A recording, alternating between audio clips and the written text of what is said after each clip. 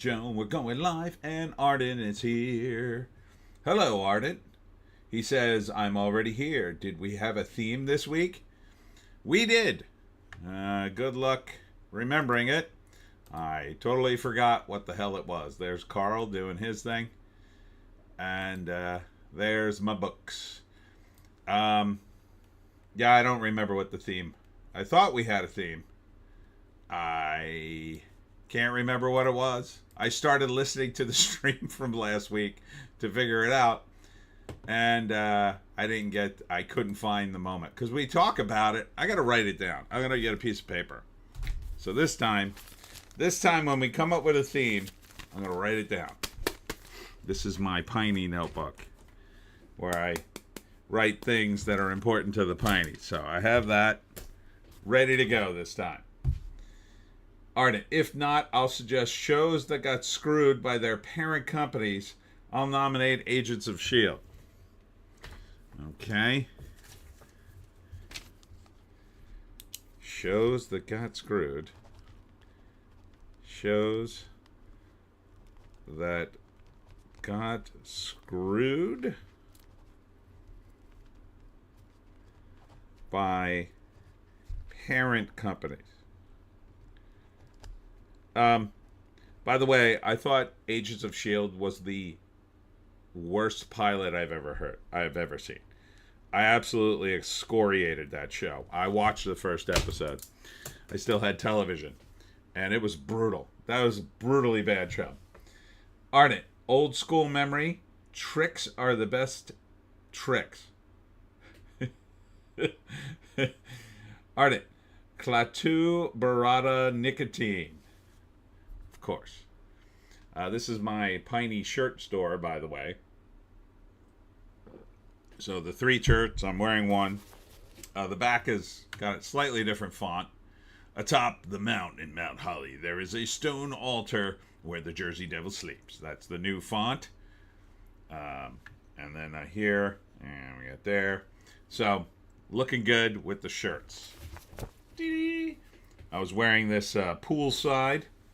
I went to a pool party today instead of going to Lucille's luncheonette. And I'm glad I did, because let me tell you something. Arden says, nice, thank you. The weather here's been crazy. They announced through my weather app that it was going to be blazing hot today. I was like, well, I don't want to sit in the blazing heat. Too hot, because it's going to be like in the 90s. And it was brutally bad yesterday, and I said, let me put it off a week. Well, then it rained. So either way, I would have gotten screwed on the weather. It rained in Warren Grove, where Lucille's luncheonette is today. It rained like the entire time I would have been there. I was so like, God dang it, I can't pick a day with no rain these days. So I've postponed it to Saturday of next week. That would be the 28th. And it's supposed to rain then too. So hopefully not. Hopefully the weather will change. Yesterday I went to Blueberry Hill, the blueberry farm, and a lot of my friends, other vendors were there. The crowd really didn't come out. It was kind of tough to find on the internet. I think that may have been part of the issue. And it was very hot again. It was nice in the morning. I got there early. It was kind of nice, but then it got hot. But I did get some blueberries, and I got free hot dogs, so it wasn't a bad visit. And then on Friday, I went to Unexpected Farm, but unexpectedly, once again, I missed the email. So no Unexpected Farm on Friday, and none next week either. So, too hot anyway. Arnett, have you guys been having unusually cold, wet summer? A lot of Maple Twitter have been complaining. We had an unusually cold June. Where the hell was I? It was freezing. Oh, that was last week. So last week I was at the Ren Fair in Bridgeton. And let me tell you something. It was so cold, I got a hot tea from the coffee place. That's how cold I was. Like, I had to be freezing my A off to go get a hot tea And it was June. I wasn't even going to wear pants. I was going to wear shorts. I said, it might be a little chilly. Let me wear pants. I still wasn't warm enough. Had to go get a hot tea. It was freezing. Now, that was last week. And then we had a couple of more miserable days, and then it finally started. Now it's blazing hot. And it's blazing hot like now, but earlier it rained, it cooled off, and then the sun came out, and then the temperature just went bleep. And because it rained, the evaporation was happening, so it was like a sauna on top of that, So it was like somebody threw a bunch of water on hot rocks, and it was all like, it was just oppressive. But thankfully, instead of being in front of Lucille's in the rain and heat, I was instead at a pool party where I ate hot dogs and played cornhole and sat in a pool. So that was nice. Ardent, I usually turn off the heat in early May, but it's been cold enough to keep it on most days except a few lately. I can imagine, because it was surprisingly cold all the way up until about Monday or Tuesday last week. Like miserable, rainy cold. But now it's finally hot. We're finally in the summer, and it's finally like summertime weather. But now we have a heat wave coming Monday and Tuesday. Today is like the beginning of the heat wave, so technically we caught it. What's the temperature outside now? I bet it's close to 90. Although the sun's going down in an hour. Let's see. It's 88. Yeah, and there's an extreme heat warning. It's not going to get to 90. But tomorrow's going to be 98, the high. Tuesday's going to be 100. We rarely get into triple digits here. And rarely in the high 90s. So Monday, 98. Tuesday, 100. Wednesday, 98. Thursday, 90. And it's going to thunderstorm. So it's going to be a rough week. And then it finally starts cooling off. But it's going to rain all weekend. So I got a bunch of stuff for the weekend. I don't know if any of it's going off. Dear Lord. So anyway, just the usual stuff with me. Trying to survive in this crazy world. I haven't been paying to the news much lately. Did anything happen? Sure hope we're not going into World War III. That would be poor timing. Ardent, as to the S.H.I.E.L.D. pilot, I hear you. It seemed like they couldn't decide whose show it was. Yeah, it was a very strange show. It was like they threw in a bunch of characters and said, which one you like? Go through the buffet and pick the characters you like, and we'll keep them. It's like, make a decision. I mean, you can always not produce the show. Don't make it our job to figure out what part of the show is good. Just make the show good. The Kraken is here. Slow news week. Yeah. Did anything happen at all? Did anything happen at all? Yeah, I've been trying to sell the books. I got the new book coming out. I got to talk to Vig about... All I need is a cover now. He should be sending a cover soon. Ardent. LOL, there's a new song on Spotify, a real banger. It's called Book Boom Tel Aviv. Ardent, hello, crack. Yeah, I got to get some more gigs for July. What am I at for July? 1, 2, 3, 4, 5, 6, 7, 8. That's a little light. As rookie numbers. I got to beef those rookie numbers up next week. I gotta sell some books. That's all there is to it. And Amazon ain't helping me. I had to raise my prices and getting killed on the algorithm on Amazon. I think. Ardent. Boom boom. Decking autocorrect. JEC is here. Hi. Hi, JEC. Yeah, so Ardent says hi. But yeah, I don't know. Now gas is going to go up. I just ran to the gas station. By the way, gas up, America. and probably Canadians too. Ardit, what is wrong with my thumbs today? I don't know. It's all that woodworking you do. Or do you have the Homer Simpson? Remember when Homer got fat and he couldn't press the keys on the phone because his fingers were too fat? Your fingers are too fat. Please mash the keys to order a special dialing wand. JC, your mic is a little low, is it? Let me adjust. How's that? Is that better? I don't want to mess with it too much. The mic has always been a problem. How's that? Is that better? Worse? Ardent, spent the day gaming. That's my excuse. Nice. Haven't done that in ages. Don't have a group anymore. But closest thing I get to gaming is my brother and I and nephew play a game called Terraforming Mars. And some guys, it's a board game, and we bought all the expansions because we were so into it. But some guys put it online, and then the online has all the expansions plus a bunch of fan-made ones, so it's a lot of fun. Highly recommend. JC, a bit better. Ardent says better. The Kraken, any excuse to raise gas prices. So it seems. That's going to kill me, but I gassed up today, so I'll be good for the week. And probably the weekend, depending on how it goes. But I got to sell some books or shirts or whatever. Right, Joan? Yeah, Joan don't take any excuses. Can you see little Joan? There she is. How's that? She's Joan's extra compliant today because I've been out of the house for so long. Now she misses me. All right.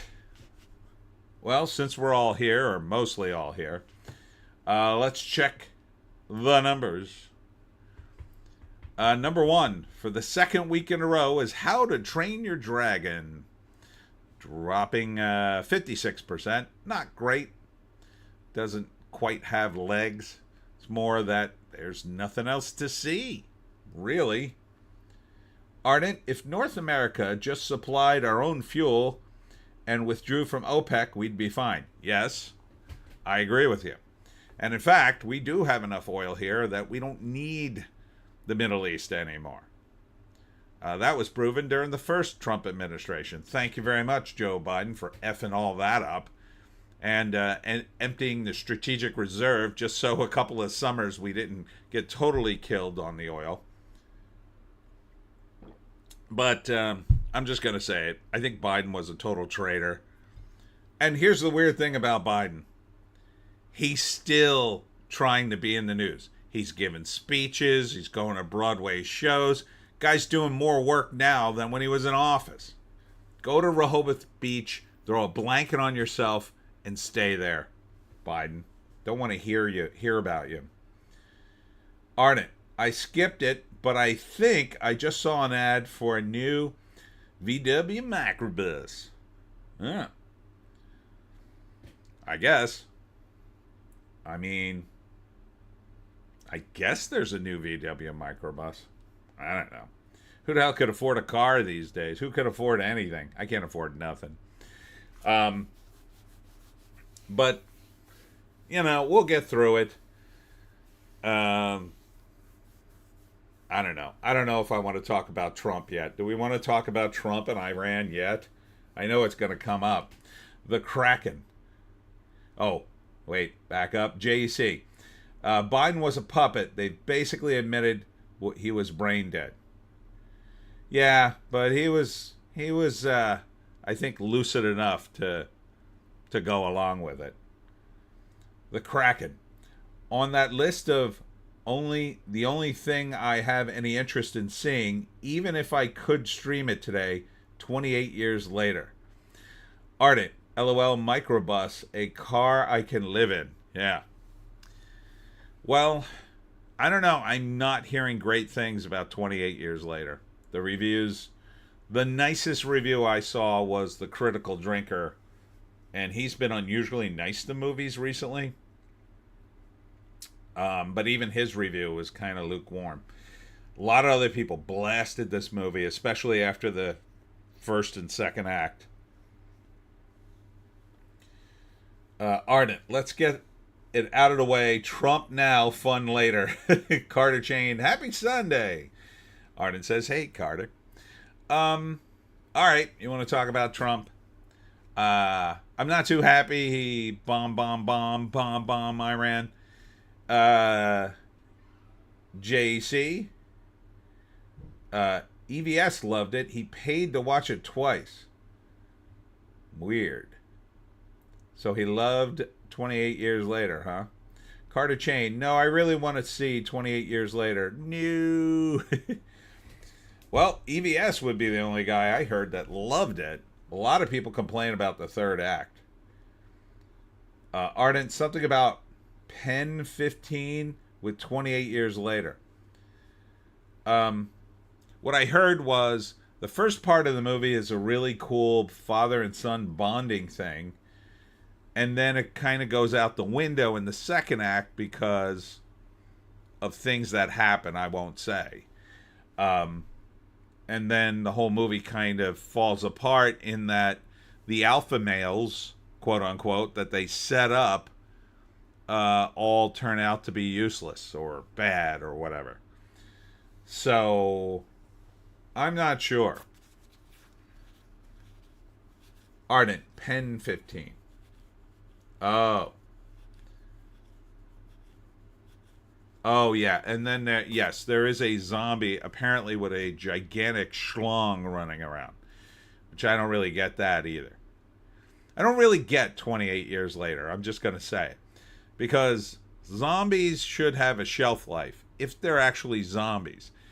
If they're sort of like, well, they're not dead. They're people with a virus. Well, that like go crazy and eat everything and attack people.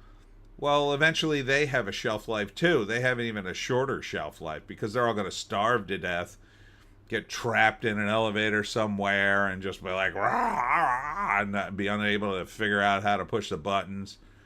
I mean, like the first movie's okay. It's okay. It's not great. It's not my favorite zombie movie by a long shot. Second movie, I don't know who saw that. I didn't see it. It got terrible reviews. You know, I mean, the whole point of the first movie really is just to follow a guy who wakes up in that world and he's, doesn't know about it kind of thing. Kind of like the beginning of The Walking Dead, which was second, and they sort of borrowed from that maybe. So, Carter, I saw the second movie. Oh, you were the one. How was the second movie? Did you like it? I don't know. I just don't. It's not that interesting to me. Like, the most interesting part of these movies is when the virus hits, right? Everybody's going nuts, and you see everything fall to pieces and everybody killing each other. That's the most interesting part. After that, it's kind of all downhill. The Kraken. One of the plot elements of the first two movies was that they could die of starvation. I did really like the first one. The second one was fine. Not horrible, but fine. Ardent. Never been a big fan of zombie stuff. Prefer vampires and werewolves. See, I prefer the classic zombie. And to me, the scary thing about zombies is this. They don't make really any noise. They shuffle along, and they creep up on you.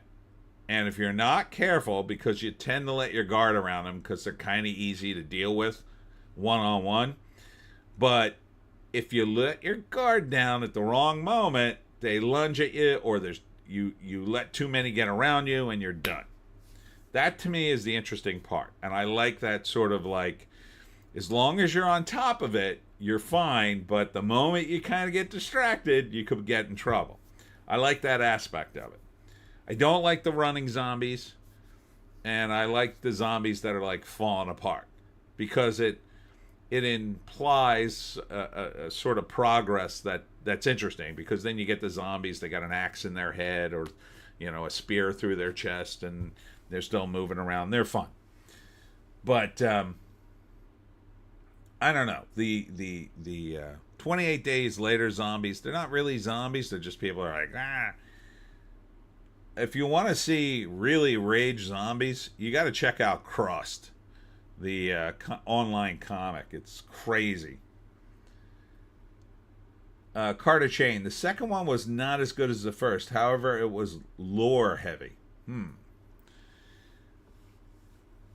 I also enjoy, like, Shaun of the Dead. I like Dawn of the Dead, a Cuban zombie movie. Some of the Korean zombie movies are great. The Train to Busan and Peninsula is bonkers. The Kraken. Supernatural zombies versus infected people. Yeah. I mean, you could do a thing where they get rid of the virus, but there's always, one vial of it, or an infected person they missed that got trapped somewhere, and it all starts off again. And they put up different barriers to prevent things, but they fail. The Kraken. Zombieland was fun. I did enjoy Zombieland. That is fun. That sort of late stage zombie movie, it's already been past the outbreak, and it's just people surviving, and there's not, you get the impression the zombies are mostly gone at that point. But I don't know, they just won't. Why not just do one in which the zombies are mostly gone? And then, like, there's a new outbreak, and they have to deal with it. I mean, that's pretty late stage stuff, but I don't know. What else are you going to do? JC, The Return of the Living Dead. That's fun. What do you want, Joan? There was this, There was this Thai zombie movie I saw. God, what was it called? It's called something like I Zombie, or The Zombie, or The Last Zombie, or whatever. Ardent Fido was okay. Yeah, that was a bit of a different take. Anyway, in the Thai zombie movie I saw, everybody gets cured at the end. That was really interesting. I did not see that coming. I'm watching it going, oh, this is crazy. And then at the end of the movie, they discover the cure, and then everything goes back to normal. It's pretty awesome. And then it's like, oh, okay, they cured everybody. I thought it was a dream sequence at the end, but no. In the end of the movie, they cure everybody. I can't for the life of me remember this damn movie, what it was called, Joe. Do you remember? Nah, you don't remember nothing. Your little brain is for treats. Treats. That's all you remember.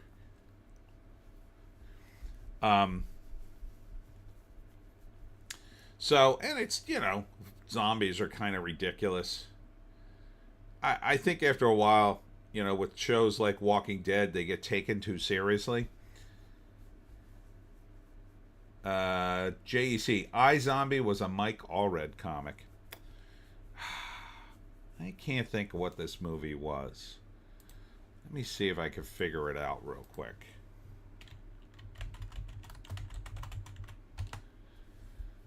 Man,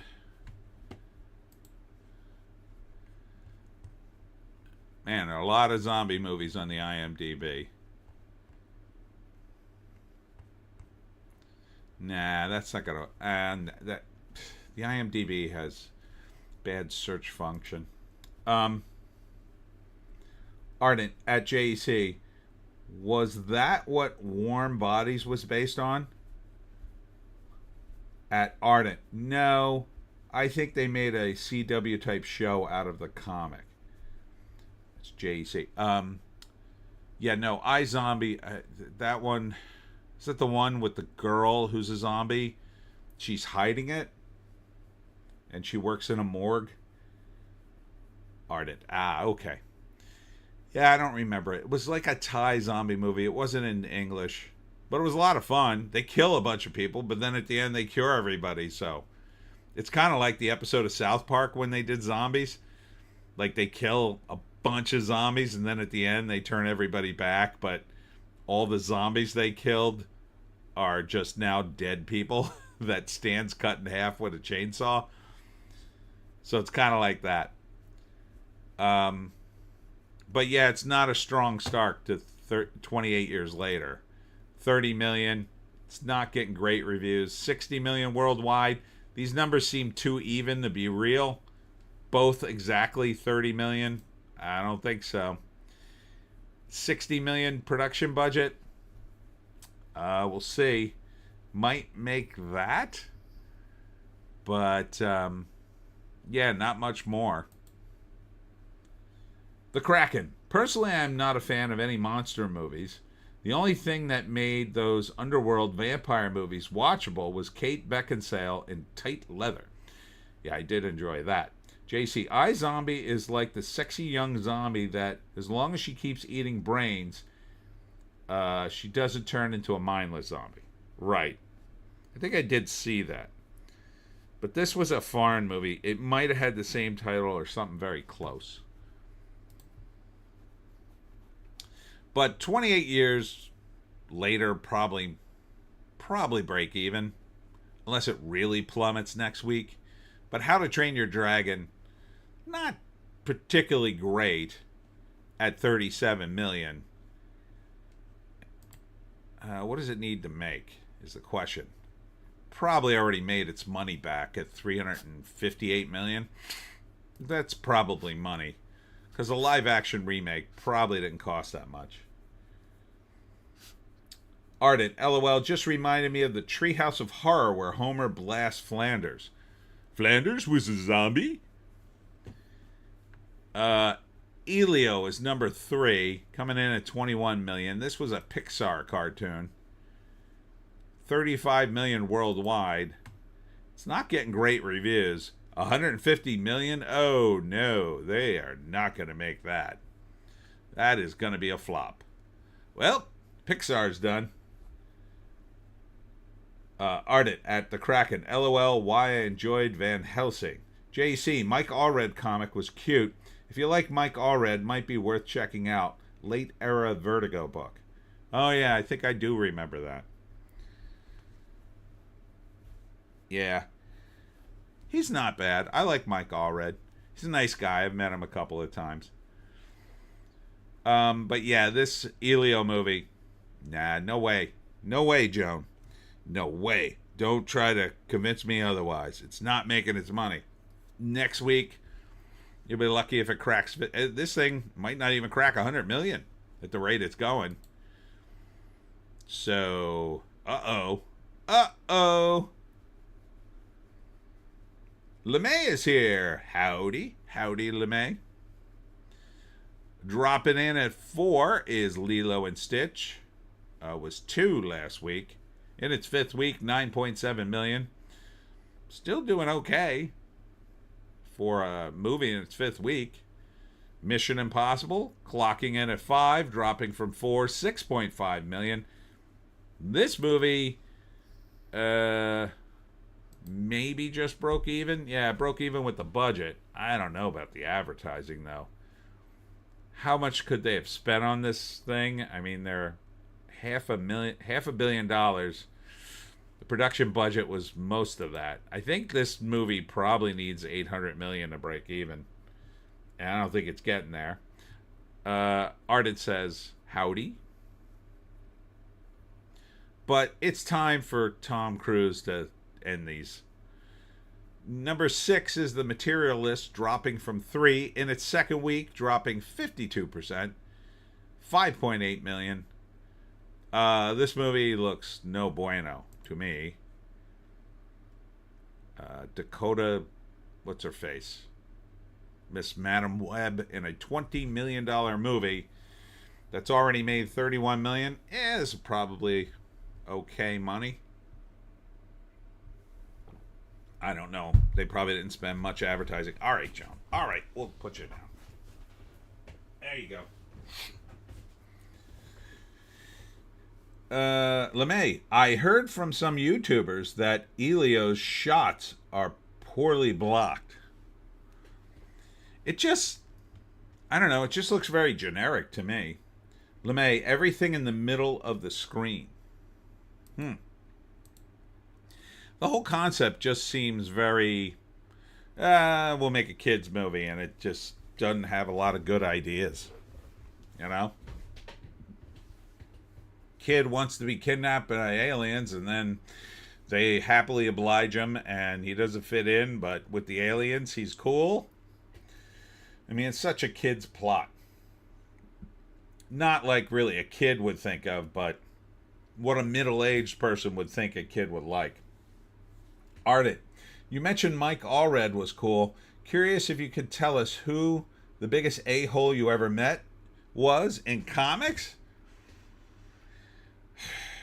Well, in my personal opinion, John Byrne was no picnic. Now, I only met John Byrne once, and I was not a creator then. I met him as a fan. I went down it was a comic book club. It was a comic book club in Ithaca, New York, where I was going to college. And it was like a situation where I forget why I was there. I may have been an invited guest for some reason, but it wasn't about comics. Or I had shown up to talk about something. I wasn't like, I was just another, nerd. But for whatever reason, I was backstage, and John Byrne was there, and he was sketching. And I went up to him and said, "Oh, hey, Mr. Byrne, I'm a big fan of your work." And that's pretty much all I said about him. And he blasted me for interrupting him and just coming up to him like he was the Grand Poobah or something. I'm like, whoa, man, I'm sorry to interrupt you. I just wanted to say hi. I mean, he was all by himself, and okay, he was sketching, but I mean, I wasn't looking for a whole conversation. I just wanted to say I was a fan. And then he blasted me, and I was like, okay, go F yourself. And I walked away and never bought another John Byrne comic again. So, congrats, John. JC, John Byrne, yeah. Ardent, LOL. 5 of my other follows on YouTube are going live in half an hour. Why does everybody do things on the same time? I don't know.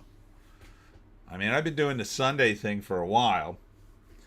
It's just convenient for me, or initially it was, because I had nothing to do on Sundays, typically. Although these days, I tend to have a bit of a social life because I got a girlfriend. Hi, girlfriend, by the way. If you're back from being poolside, I left her at the pool. Ardent, what a D-head, probably by himself for a reason. He's got a bit of a rep for doing that. JC, nothing Byrne did after the 80s is worth reading anyway. Yeah, and I never bother celebrities. I have a thing about that. I've had a few opportunities over years to meet this celebrity or that celebrity, and I always go, I don't want to bother him. And I really just, literally, that's all I wanted to say to him and just say hi. And all I was expecting was him to go, oh, thanks. And that was it. That's all I expected. Oh, thanks. Thanks for saying that, and just go back to his sketching or whatever. I wasn't expecting him to be my best friend. It wasn't like that at all. And I know guys get that way. Some fans will go up to a creator and they just won't shut up. And it at a certain point, it gets to be rude. And I understand Byrne's concern, but I promise you, I'm not that way. I wasn't looking for a giant conversation with the dude. I was just sitting next to him. I didn't go up to him. I was sitting at the same table. He was at the other end of the table, and I was like, oh, hey, Mr. Byrne. I just realized he was there, and yeah, it was no bueno. Ardent, hey, Tony's girlfriend. Hey, you stay away from my girlfriend. That's all right. You were just saying hi. But yeah, I mean, I don't know. He has a rep for that. He doesn't like He doesn't like a lot of interaction. I kind of don't understand why, because I mean, on the one hand, I understand like if a lot of comic fans or a few comic book fans, they don't have a lot of social graces, and sometimes they get carried away. But they mean well. I've been stuck in conversations. I've even had like relatives and friends at my table when I got stuck in a conversation with a fan, and they go, that fan leaves, and my friend or relative will say, "Man, you talked to that guy forever. You missed sales. Why do you do that?" And I go, "Well, he's a nice, he's a fan. I don't want to blow him off." If I have to, I'll say, "Excuse me, I gotta, make a sale or whatever." But you try to be nice. But Byrne just wasn't having it. To which I say, "Yeah, don't go to shows if you don't, But you kind of have to. I mean, that's the business. Fans are part of it. If you want fans, I mean, you could be a crazy recluse. Byrne's got enough of a following that he can. But Byrne was never a recluse. He always goes to shows. So, it'd be different if I showed up on his front door. Then I'd understand, like, yeah, have me arrested. But, anywho, The Materialist.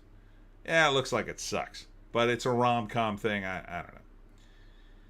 Number 5, dropping from 7, is From the World of John Wick, Ballerina. It should really be called something like, well, it's not John Wick, but we have Ballerina. That's what it should be called. It's not John Wick, but we do have Ballerina. And John Wick makes an appearance. $6.5 million. Is this movie going to make its money? Oh, clicked the wrong one. Hold on. $100 million. What did it cost? $90 million. So it's probably not money. Probably need to do $200 million. Karate Kid Legends dropping from 6 to 8. Going out of theaters in its 4th week, $2.4 million. Made about $98 million. Cost $45 million. Okay, so that's money. It at least broke even. But it probably should have done better. It should have done better. That movie could have been great. Carter Chain, they had to put John Wick in the title to give it a fighting chance. Yeah, it's just not like hitmen or hit women with a heart of gold. It's just not a good story anymore. They've just beaten this subgenre to death, and there's still more coming out. Nobody 2's coming out, which actually looks pretty good. It looks like Hitman crossed with Vacation. But it's more of a comedy, so that'll work. But I saw another one the other day called Bang. I mean, I didn't see the movie. I saw the trailer. It's actually not a bad premise. Probably would have been gangbusters 20 years ago, but it just looks like yet another Hitman movie. Ardent, this title suggestion: some wench in a tutu with accommodating stuntmen. I mean, Anna de Armas with a gun would have been a better title. Final Destination Bloodline drops to 9 from 7, $1.8 million. That movie made its money. Number 10, premiering at 10, is Kubera, $1.7 million. I don't know what this is.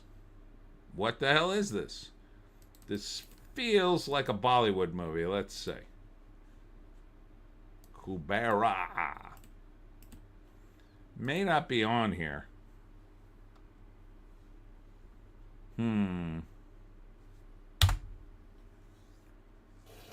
Oh my God, what the hell? What the hell? I don't want that. Oh, there it is. Oh, okay. That's the trailer for it. All right. Revolves around, oh my God, it's 3 hours. Revolves around the pursuit of wealth and its consequences. A right, Beggar undergoes a dramatic transformation, exploring the themes of greed, ambition, and moral dilemmas faced by the characters, leading to a quest of redemption. Yep, this is a Bollywood thing, I think.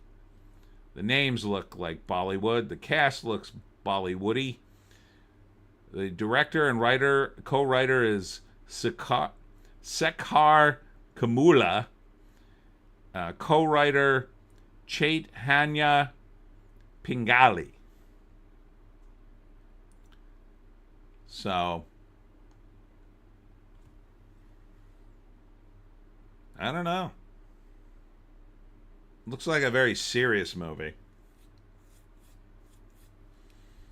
I guess it's meant to be. Oh, it says political thriller, action, crime, drama, thriller.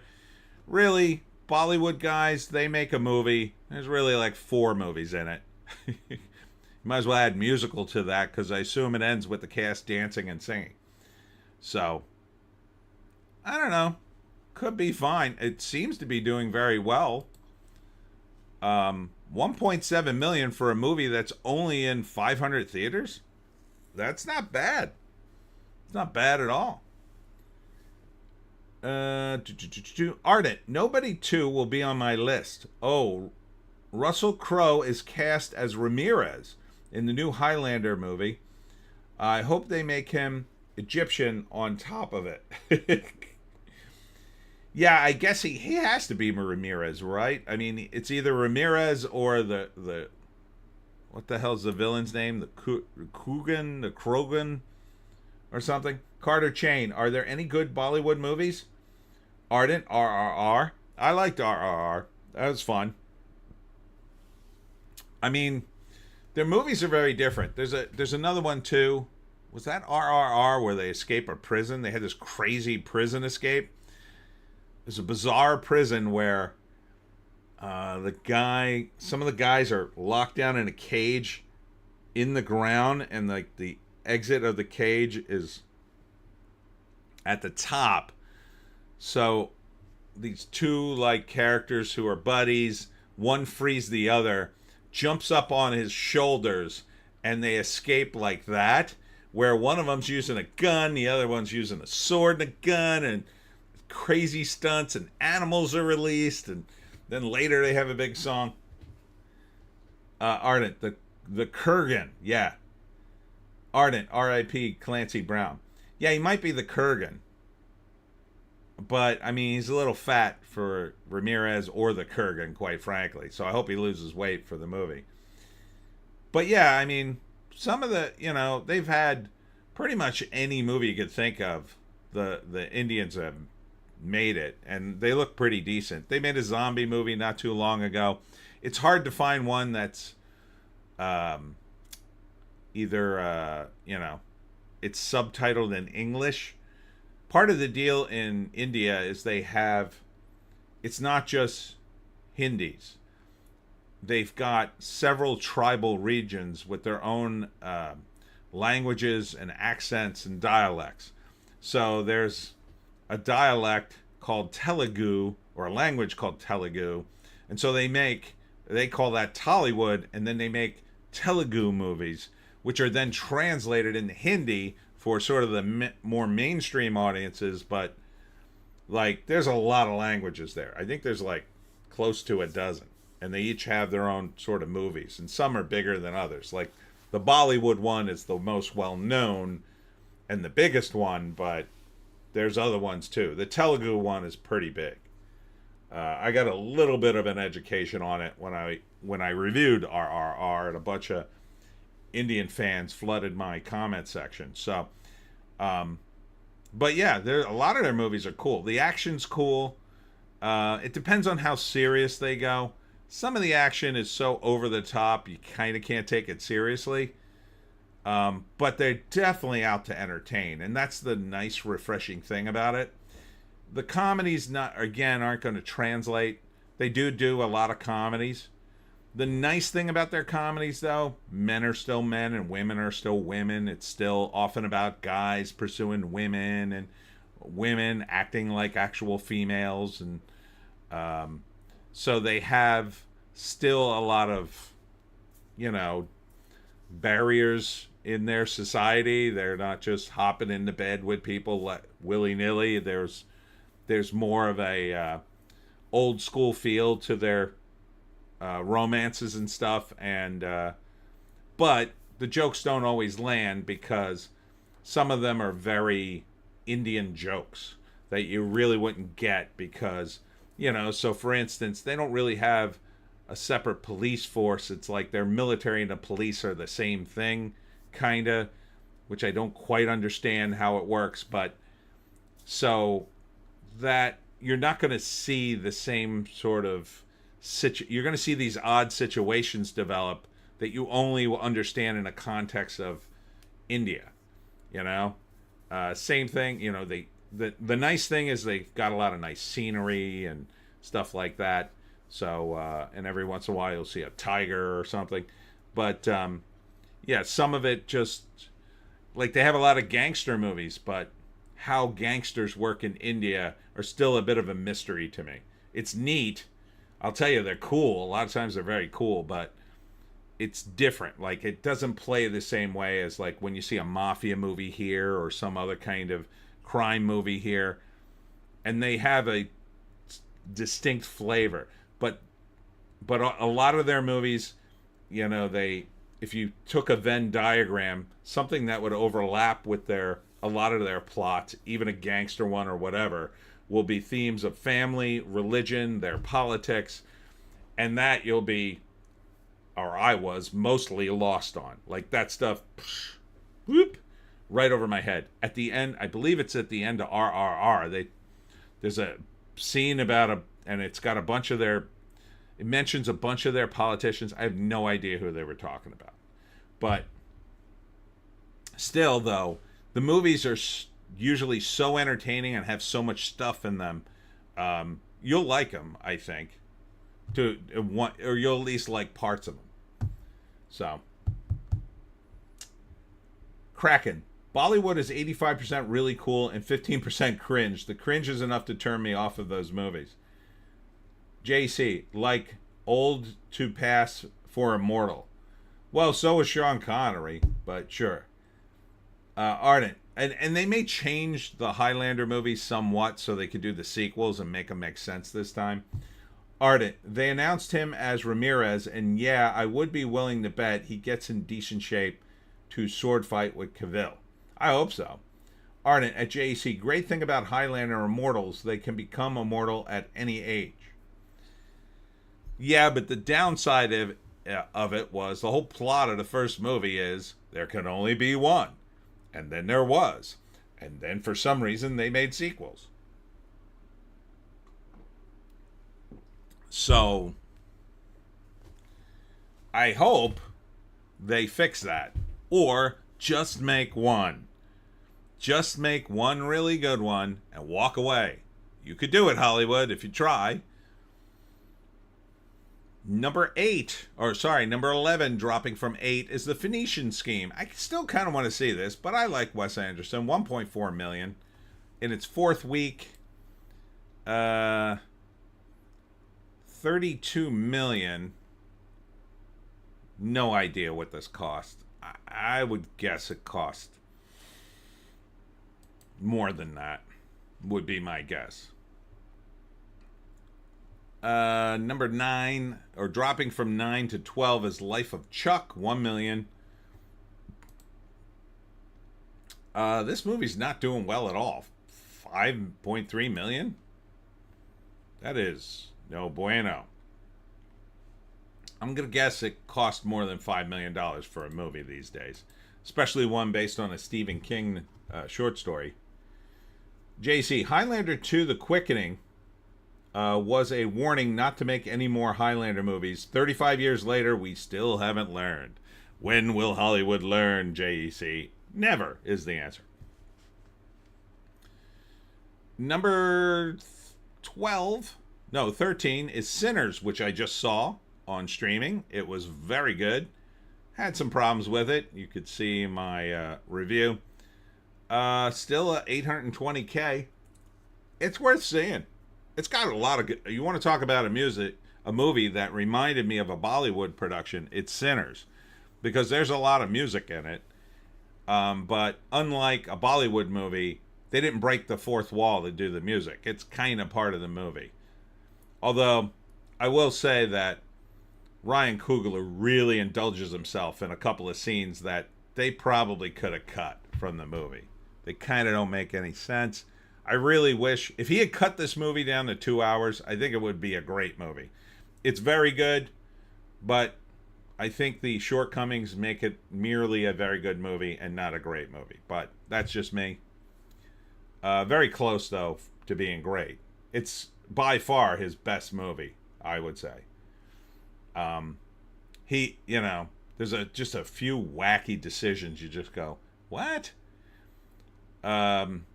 Number 14 is Thunderbolts. Somehow made $440,000. Still in 420 theaters. In its 8th week, going away. Bring Her Back. Number 15 at $387,000. Did this movie make money? Probably. This is a horror movie. Made $21 million. Well, it made its production budget back. It was at 17 and a half. That's, I mean, they didn't spend a tremendous amount of money advertising that. I can't imagine. Next is The Last Rodeo, an Angel Studios production. Did this thing make its money? 14 million. I'd find it hard to believe that was a serious profit, but glad to see Angel Studios trying to make it work. Next up, Friendship. I kind of want to see this. Finally going out of theaters. 16 million.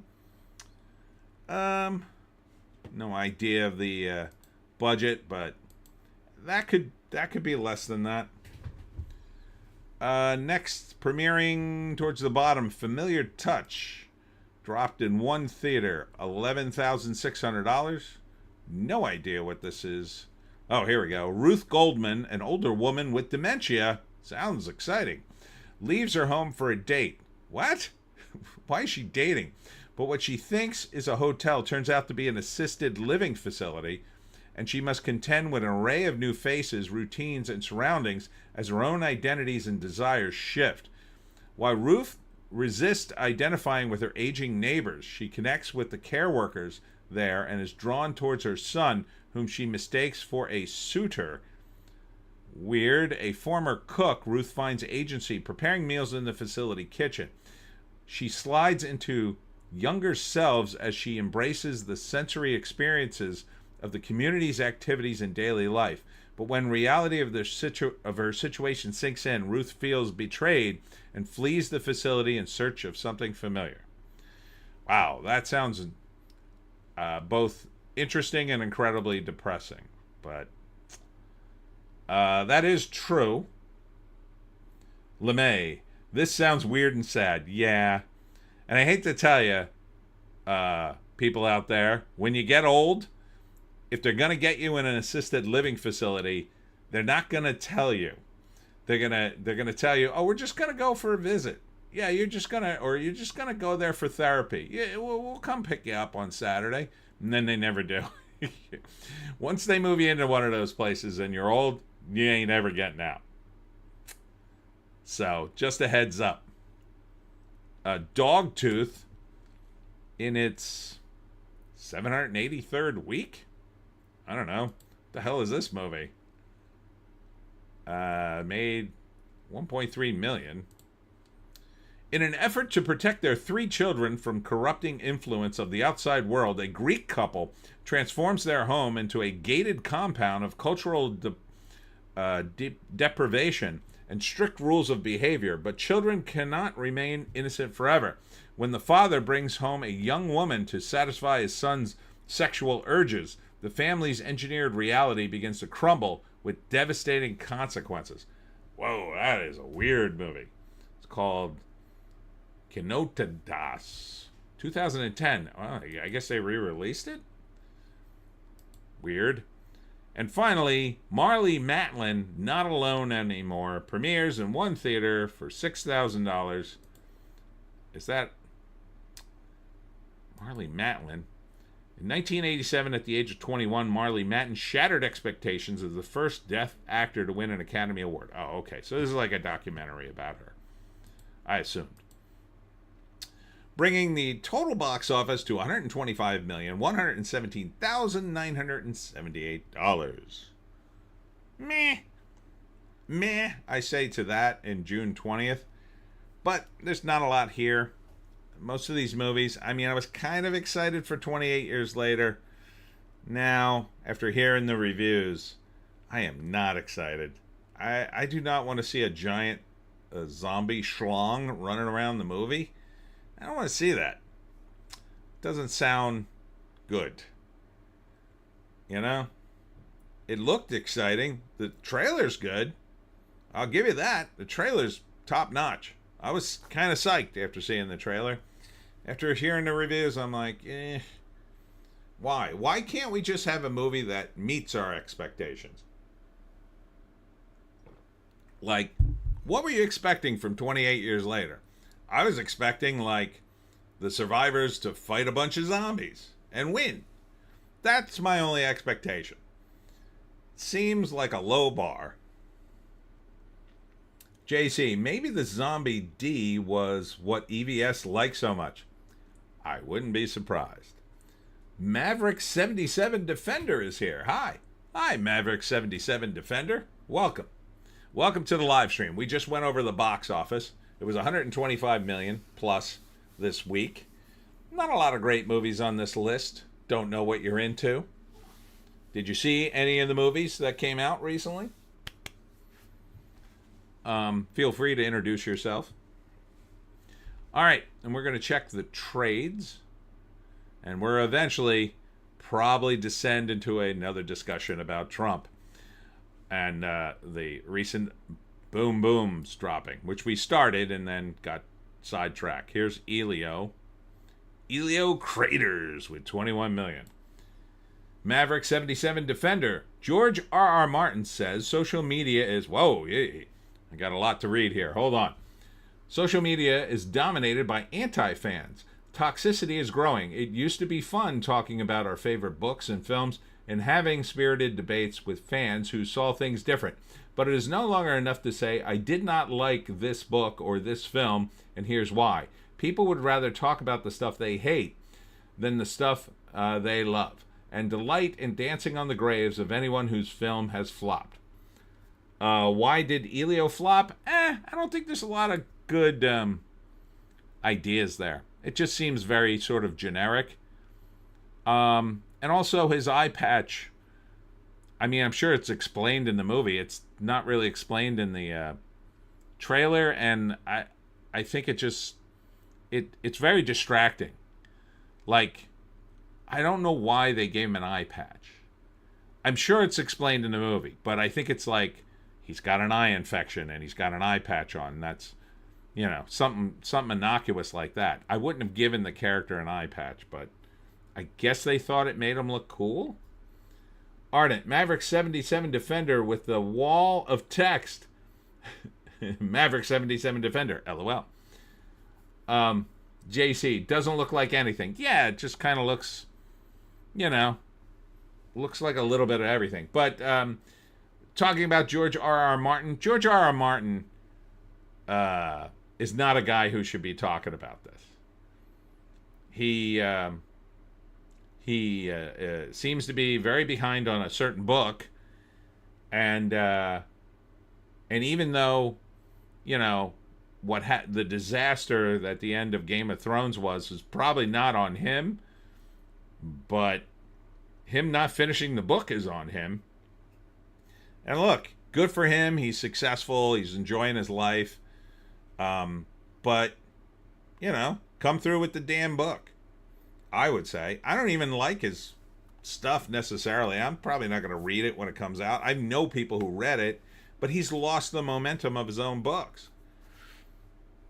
So, I don't know. Just finish the damn thing. Or let somebody else do it. LeMay, yeah. Yep, his eye got scratched.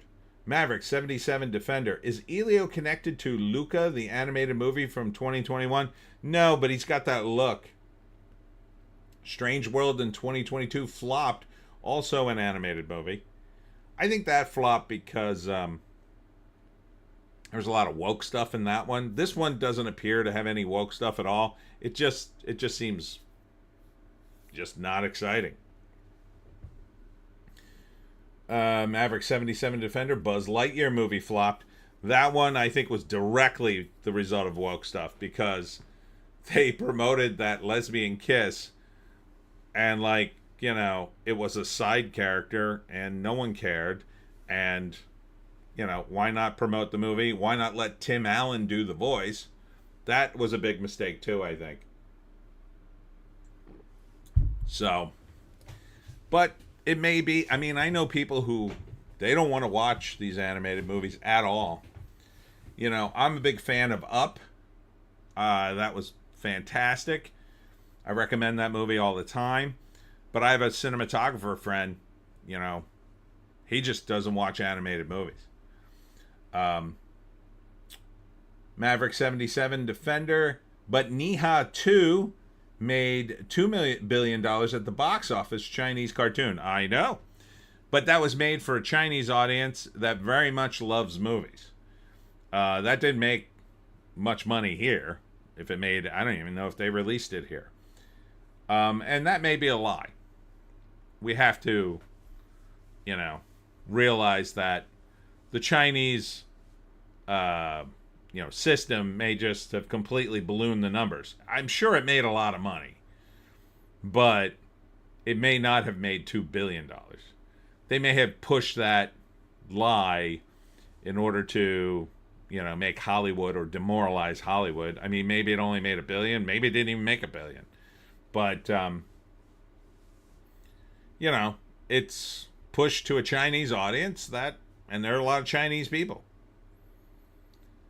Maverick 77 Defender. Niza 1 in 1979 is the first animated movie I ever watched. Oh.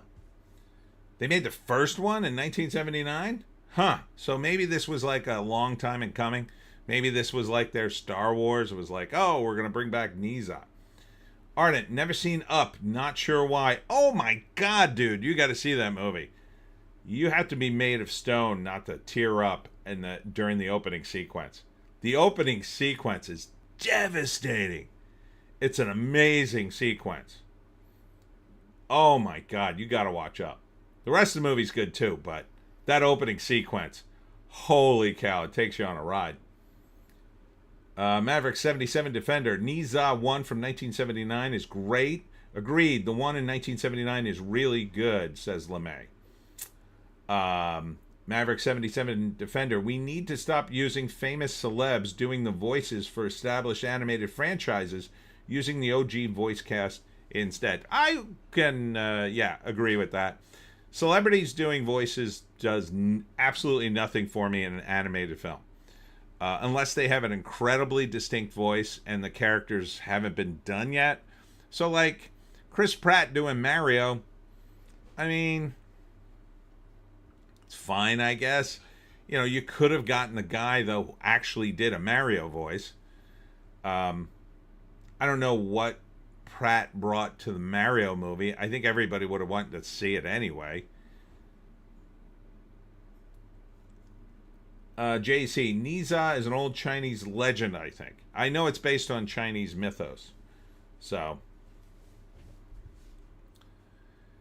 But we don't know for sure. I wouldn't 100% trust the numbers on that 2 billion unless maybe some guys in LA somehow confirmed it, but that's mostly money coming out of China. But it's possible. I mean, they have so many people, allegedly. But I did see an interesting piece. There's a channel that covers the news in China, but they're Americans covering it. And there was a piece, I think, on that channel that their population may not be as high as we all think. They may be lying about their population, too. So, who knows? LeMay at JEC, correct. Maverick 77, why use Chris Hemsworth for Transformers 1? Why not Peter Cullen instead? Yeah, Peter Cullen has an amazing voice. He is Optimus Prime. I don't know. He may. I mean, Transformers 1, the whole movie's unnecessary, if you ask me.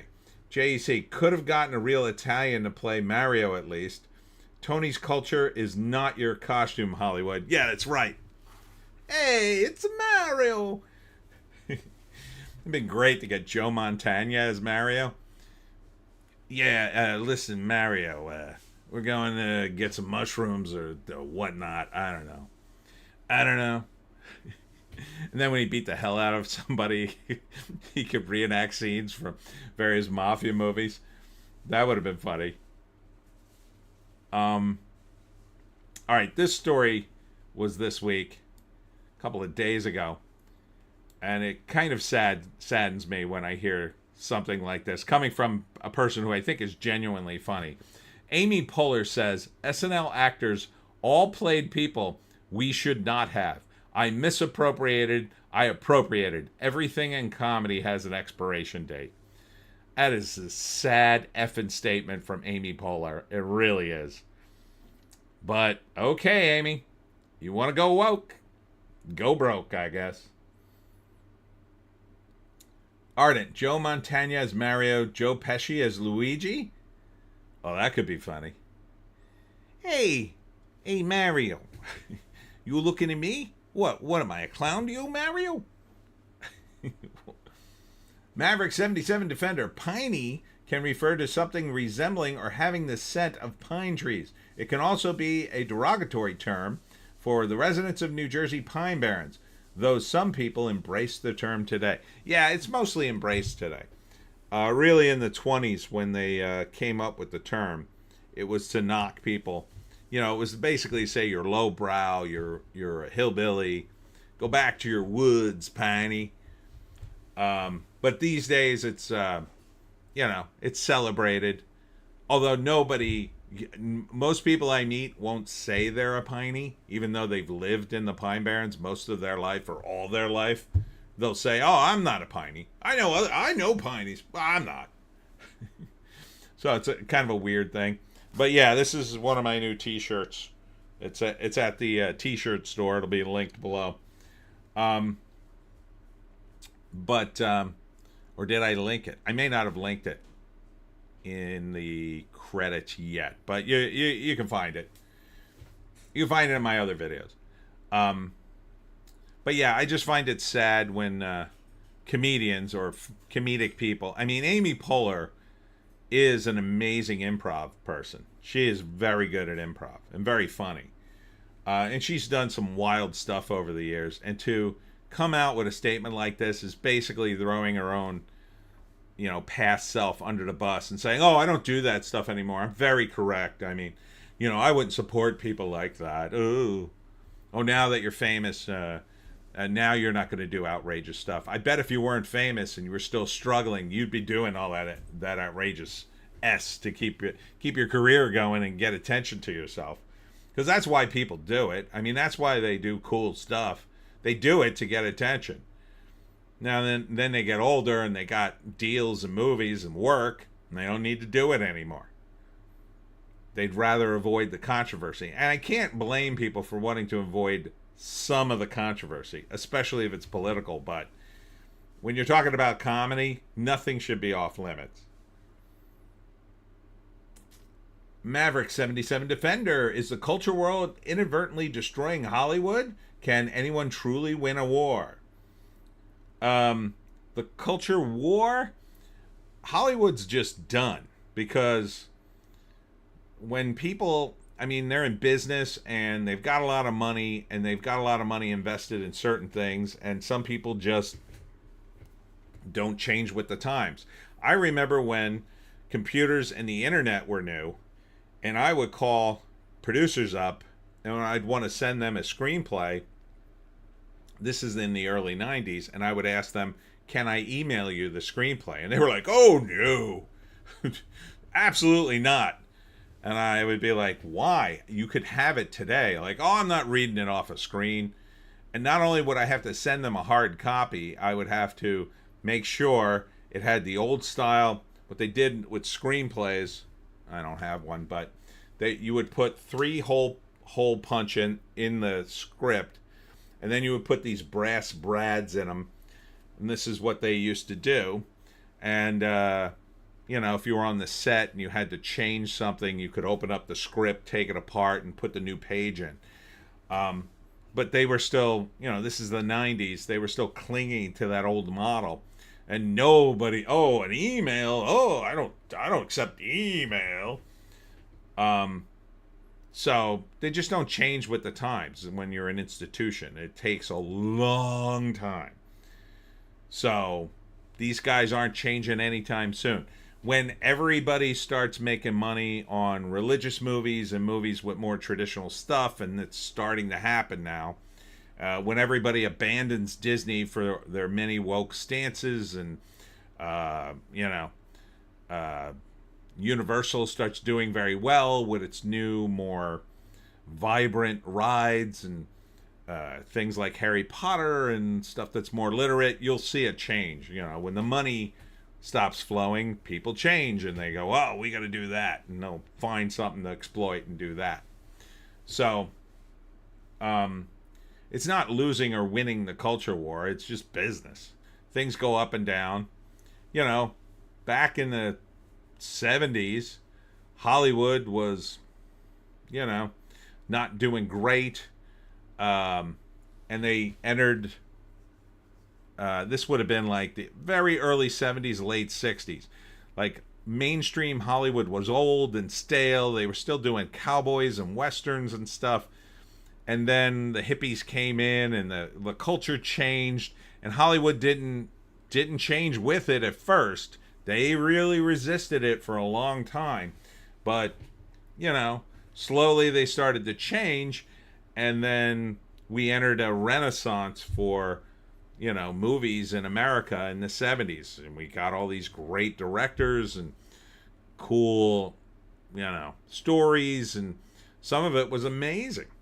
And now we're out of that because movies are old, they're product, and the people running things are just nepo babies who run things in the ground because their parents were the true innovators and they don't know what they're doing. So can anyone truly win a war? Yeah. Maverick 77 Defender, War Song by Edwin Starr, 1970. If Hollywood dies, we will have nothing to watch or talk about. No, Hollywood can die, but movies won't.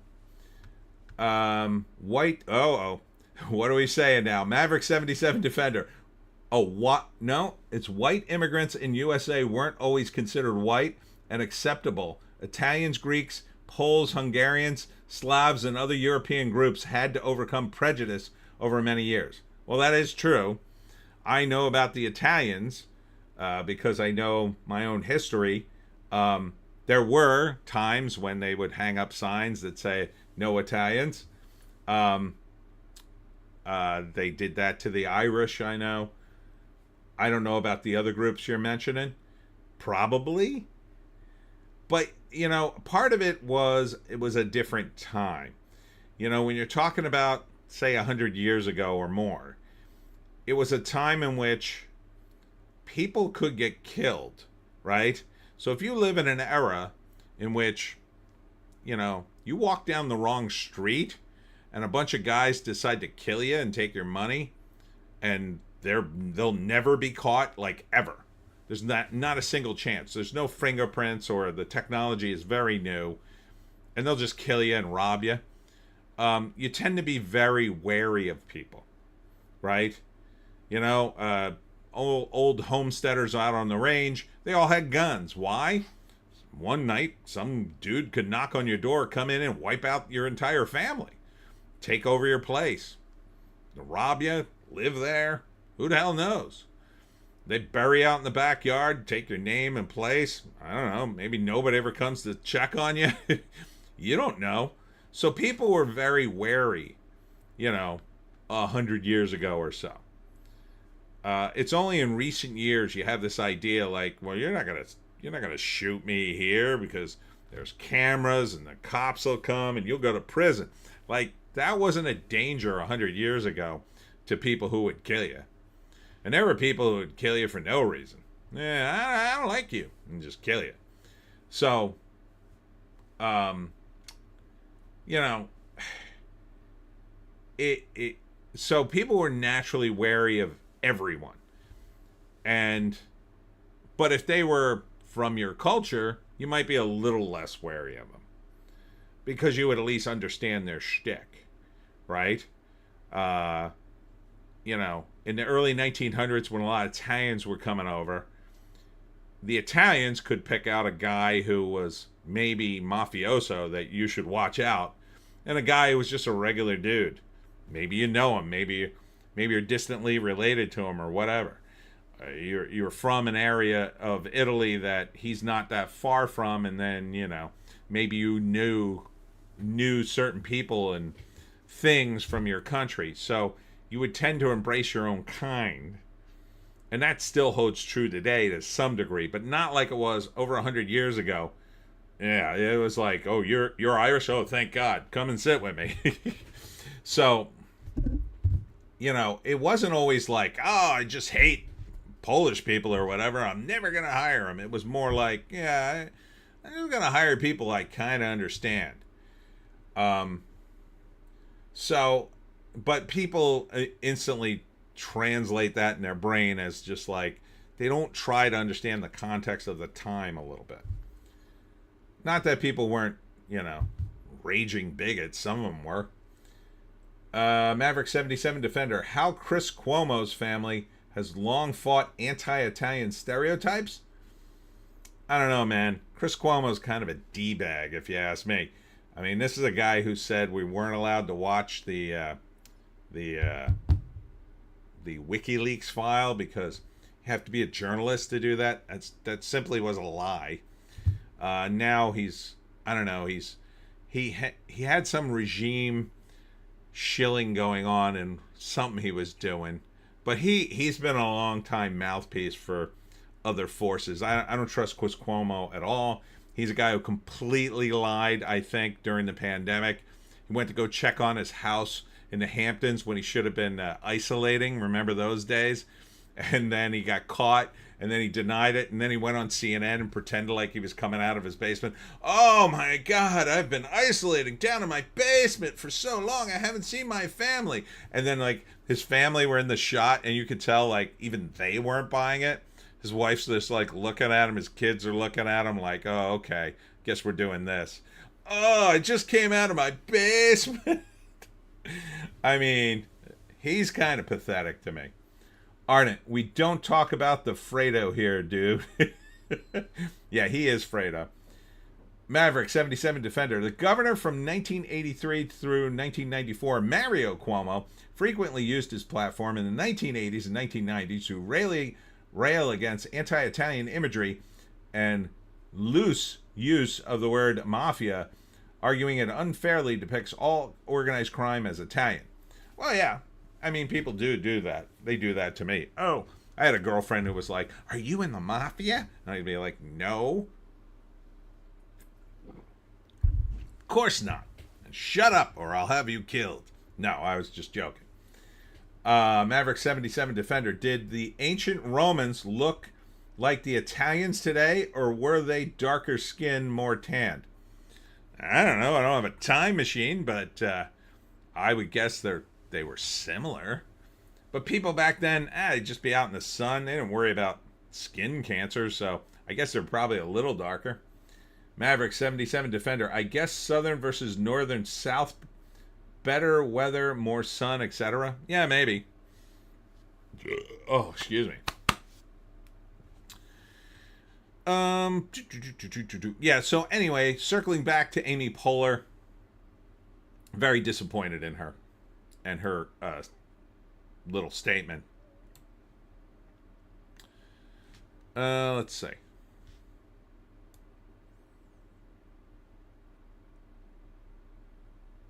Mark Cuban turned down the offer when asked to submit to be Kamala Harris's VP in 2024. I'm not very good as the number 2 person, he says. I don't know if I believe this.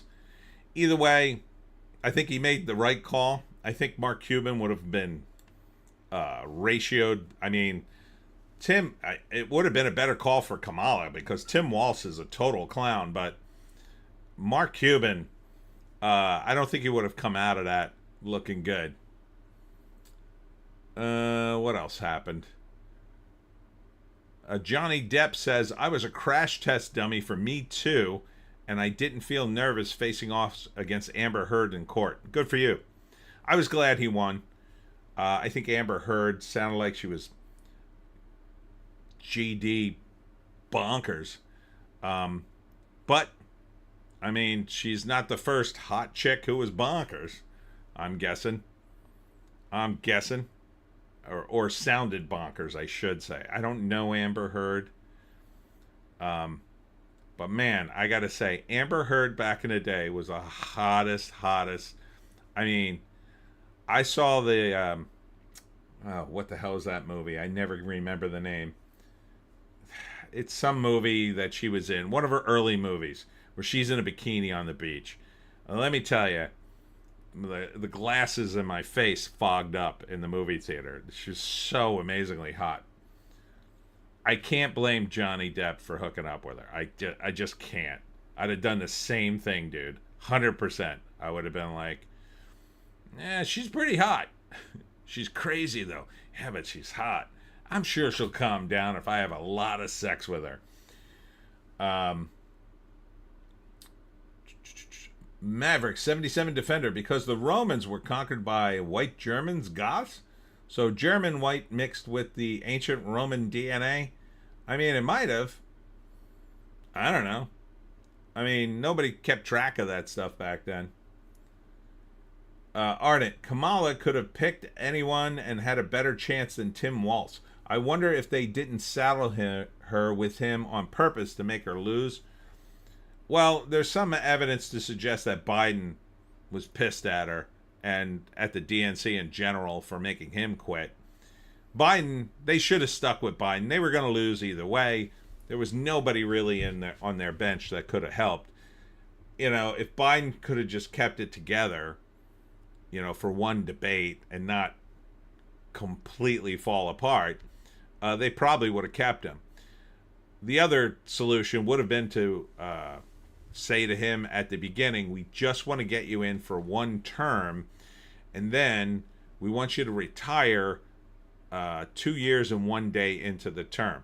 Because the deal is, if Kamala had taken over, as long as he was more than 50% through his term, then she could run for 2 more terms, right? So you figure 2 years and 6 months in, Biden could announce his retirement, give the reins to Kamala, give her 6 months to get acclimated, and then start running for president. That would have made sense if you were planning for it. But Biden actually thought, I'm doing a good job and I'll run again and win again and somehow make it through without passing out and falling asleep or falling off my bike or falling down some steps or breaking a hip or, maybe destroying the economy in the world. I mean, people defend Biden by saying, it was just a puppet. The guy was not that much of a puppet. I mean, granted, he was a willing puppet. He's pretty much willing to say and do anything to keep power. The guy's still walking around like people like him. I mean, Biden ruined food. Biden made food so expensive I could barely afford it. F him. F him. I want nothing more than Biden to live long enough to see Trump so insanely successful that he never gets a presidential library, that they take his portrait down in the White House and put it in a closet for the rest of eternity. I want him to live a very long life. I want him to see. I hope they finally get Hunter on something and throw him in jail, because who the hell will defend him?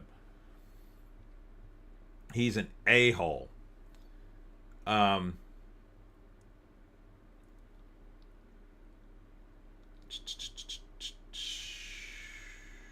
Ardent. Amber wasn't bad looking and never backed down. Yeah, she still looks good. Maverick 77 Defender, Rush Hour 2, we could have been a good couple. We could have had something special, but you, one crazy ass biatch. Thoughts on Section 2030 social media laws? Well, they need a little tweaking, but in general, should the government repeal Section 2030? Not completely. You got to like modify it. So that, publishers that do edit people get threatened and then get, lose their protection. So if you're going to run a platform and you don't care what people say, unless it's threatening or, spam or pornography or whatever, as long as you're allowing people to talk and state their political opinions, then I'm fine. But if you're going to go in there and say, no, you can't have this political opinion, you're crazy and racist or whatever, that's a real problem. So, you don't want these platforms to be sued over every little thing that someone says. Because if they genuinely support the First Amendment, then that's fine. But if they're not genuinely... See, the problem with these platforms is they didn't support the First Amendment. They supported it only if you supported the right political candidate. So really, I think, these platforms should have whatever. But you should be able to do, edit people who are like... So I had guys on my website that would curse, or they would just post hateful comments, and I banned them from the site. But my site's not a platform for everybody. My webcomic site is just for my webcomics and people who want to comment. But if you want to spout crazy political opinions, it's not for my site. But if Facebook is going to allow one political comment, then you got to allow them all, as long as they're not threatening, as long as they, abide by minimal guidelines. People get their guidelines all in a bunch, and then they're like, next thing you know, well, you can't say that because everything's racist now. So, Maverick 77 Defender. Okay, Mr. I Am the Law Judge Dredd Sylvester Stallone, Rob Snyder.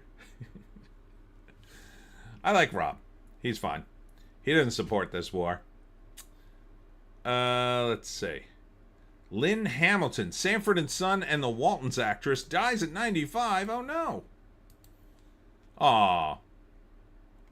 Well, she had a good run. Who did she play? She was Donna Harris in Sanford & Son. Donna Harris. Who was Donna Harris on the show?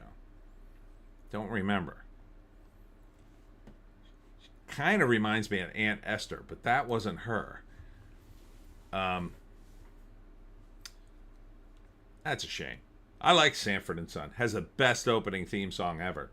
Maverick 77 Defender. I think Fantastic Four will have the lowest box office out of the big movies this summer. Yeah, I think that's a safe bet. Could very well happen.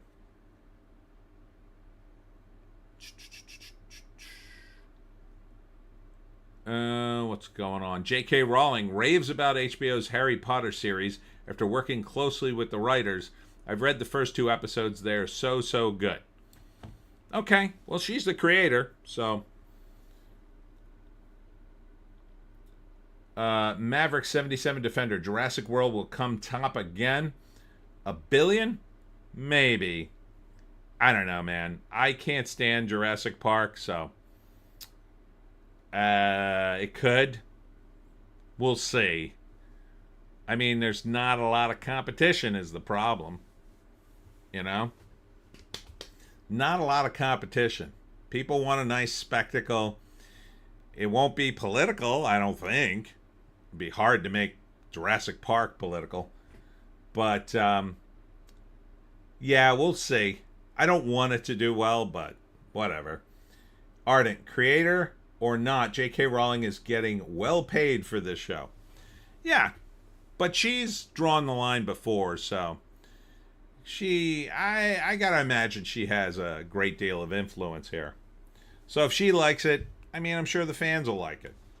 She's not woke, seemingly, although she's woke about certain issues, but I don't think they really impact her work all that much. Maverick 77 Defender. Bible says on average humans live 70 years.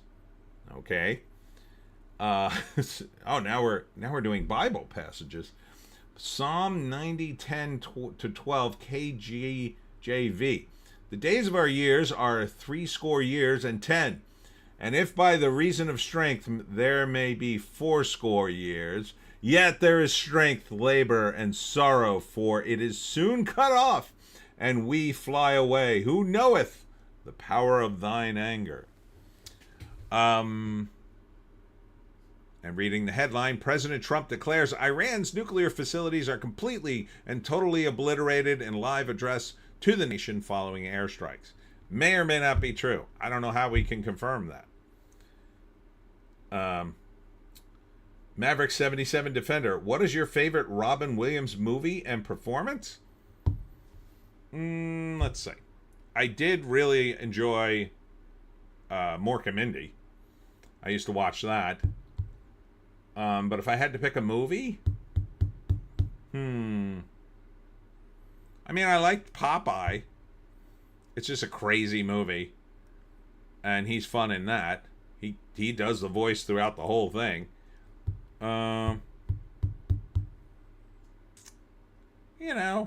Williams is okay. I like him in funny movies, although he's good in Good Will Hunting, where he's very serious. So, yeah, he's good in a bunch of things. I don't know. I'd have to think about Good Morning Vietnam. He's kind of fun. He gets a little saccharine, though, in some roles.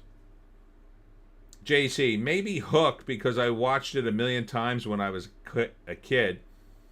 Yeah, Hook's okay. Dustin Hoffman with his giant prosthetic nose.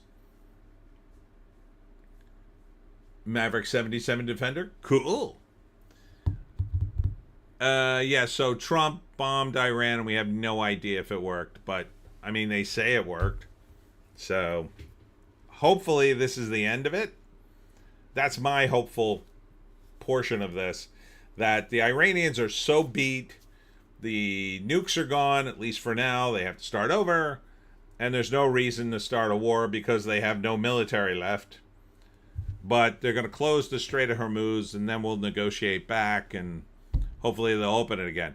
By the way, 1/5 of the world's energy comes through the Strait of Hormuz, so I hope you gassed up your car today. What else? Lucy Liu's got a new movie. All right, let's check in with Fandom Pulse. Let's see. The Great Sci-Fi and Fantasy for the Based book sale. Is this John selling his own books? Based book sale, a great event put on by Based author Hans Schnatz. So yeah, there's John Della Rosa's book, Justified. And another one of his books. Let's see. And another one of his books. So he's just promoting his books there. Oh. Exclusive interview. Warhammer 40,000, The Age of Sigmar writer Nicholas Wolf talks being a Christian in sci-fi and fantasy. Okay. Adi Shankar reveals his vision for a Duke Nukem project. I guess. I don't know about that being a movie.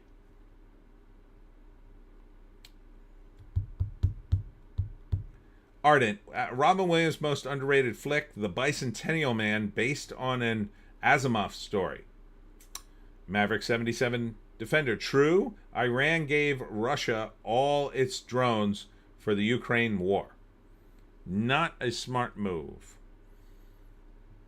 Red Dead Redemption actor Rob Hoff admits to misleading fans after making an announcement he had exciting news.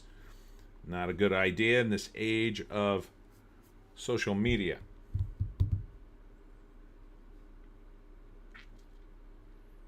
Maverick 77 defenders. So Russia, who have the most nukes, might help Iran rebuild quick?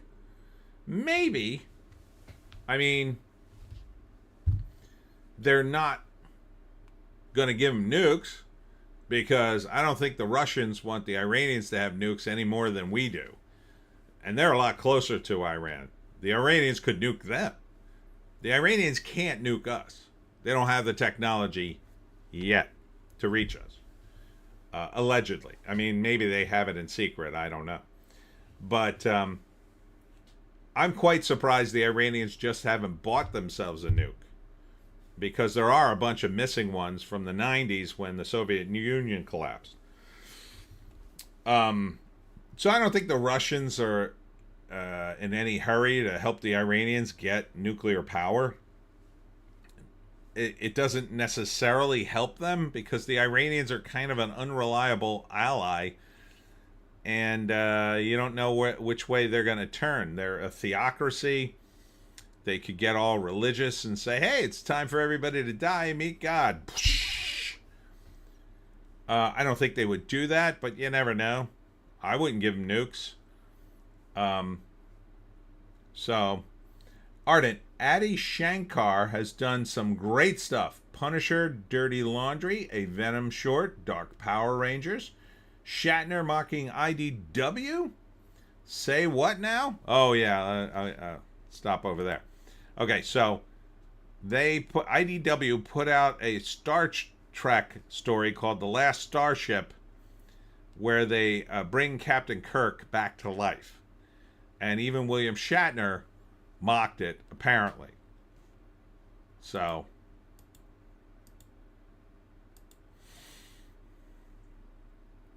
and it looks like the logo says the La Starship. Because you see the way the last and Starship overlap. So, anyhow, I don't know what IDW is doing. They're, in my view, not very good. Their talent, I mean, at least they got the wokest of the woke out of there. Heather Antos is, I think, gone from IDW for a while now. But they don't seem to be... I don't know what they're doing. I don't know how IDW is still in business. The only thing I can think of is it's got to be a some kind of shell company to launder money at this point. I mean, I haven't heard of a single project of recent history that I can name that did any kind of business for them. I mean, comics are in the toilet. Stores are struggling. The successful comics aren't doing that well. Like, I haven't heard of an IDW comic doing well in a while. They didn't publish that Transformers G.I. Joe universe, right? Or did they? Was that them?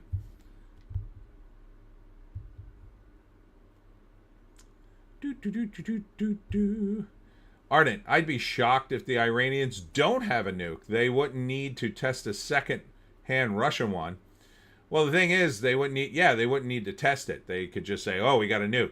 They do have missile technology, and it could reach Tel Aviv. But if they nuke Tel Aviv, it's all over. We'll nuke them. Ardent, I'm honestly more concerned about the Israeli Samson option. I mean, the whole thing's a mess. I don't know what the Israelis...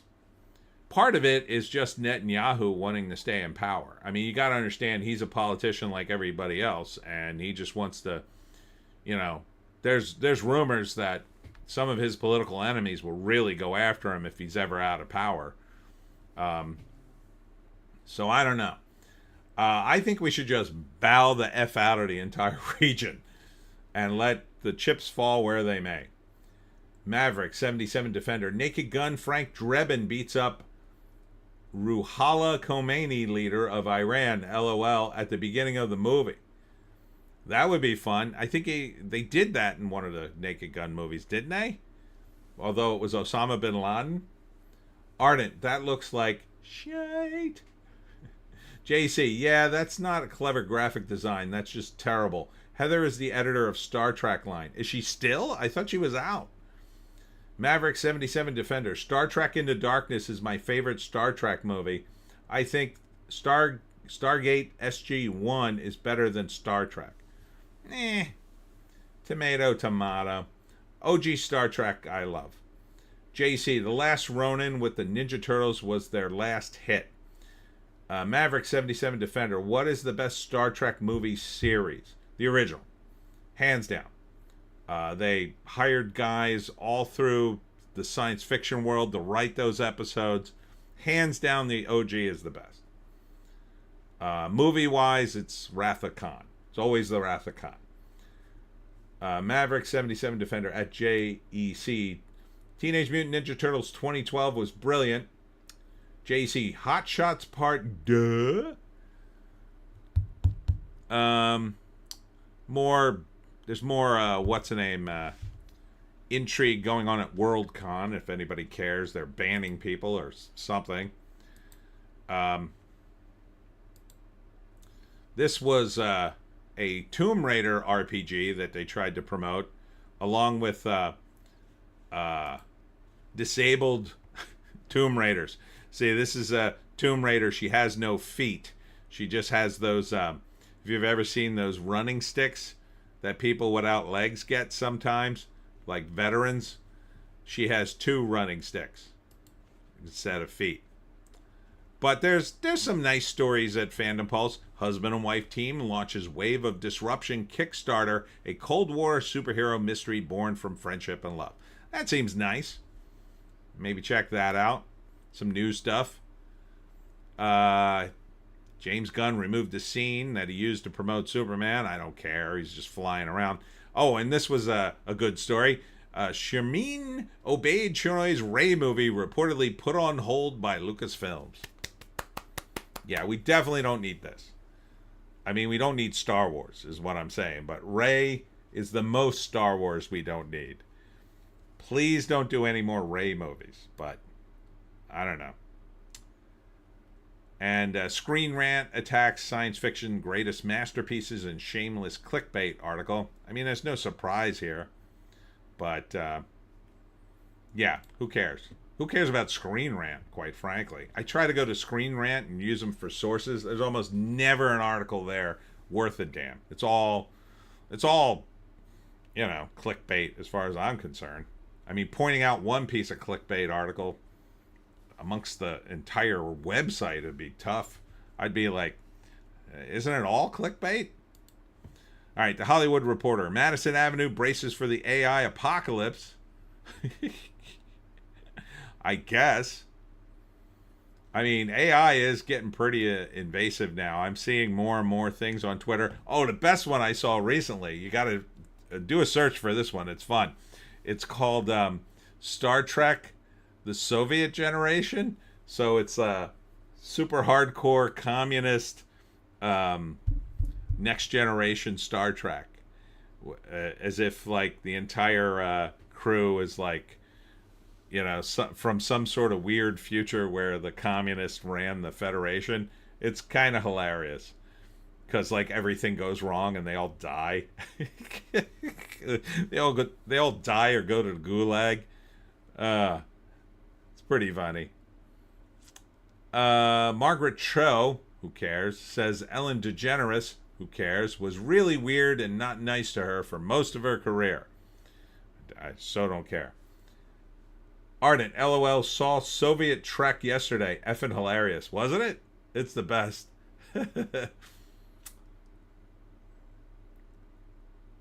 Ardent, let me grab the link. Oh, thank you.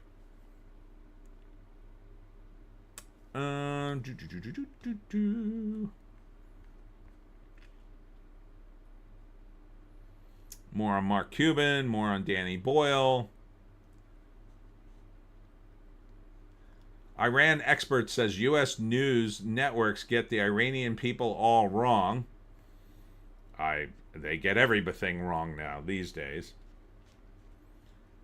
Oh, this was a kind of a interesting story. John Bernthal, who plays the Punisher in the MCU, is joining Tom Holland Holland in the new Spider-Man movie, Brand New Day. So I guess you'll see the Punisher. There's the link Ardent just posted for the Soviet Union Star Trek. It's pretty funny. Lena Dunham, for some reason, got a new series. Looks god awful.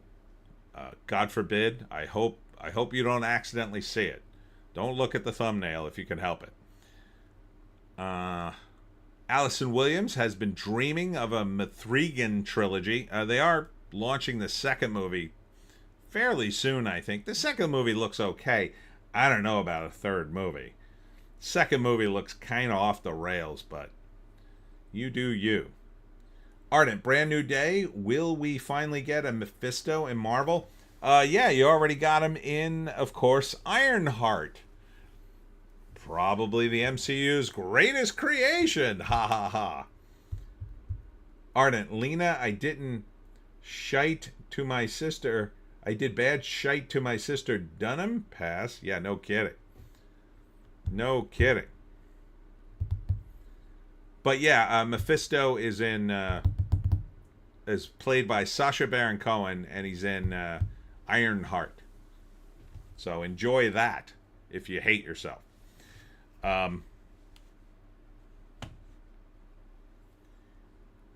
Ardent, here's the link to Boom Boom Tel Aviv 2, not for the stream.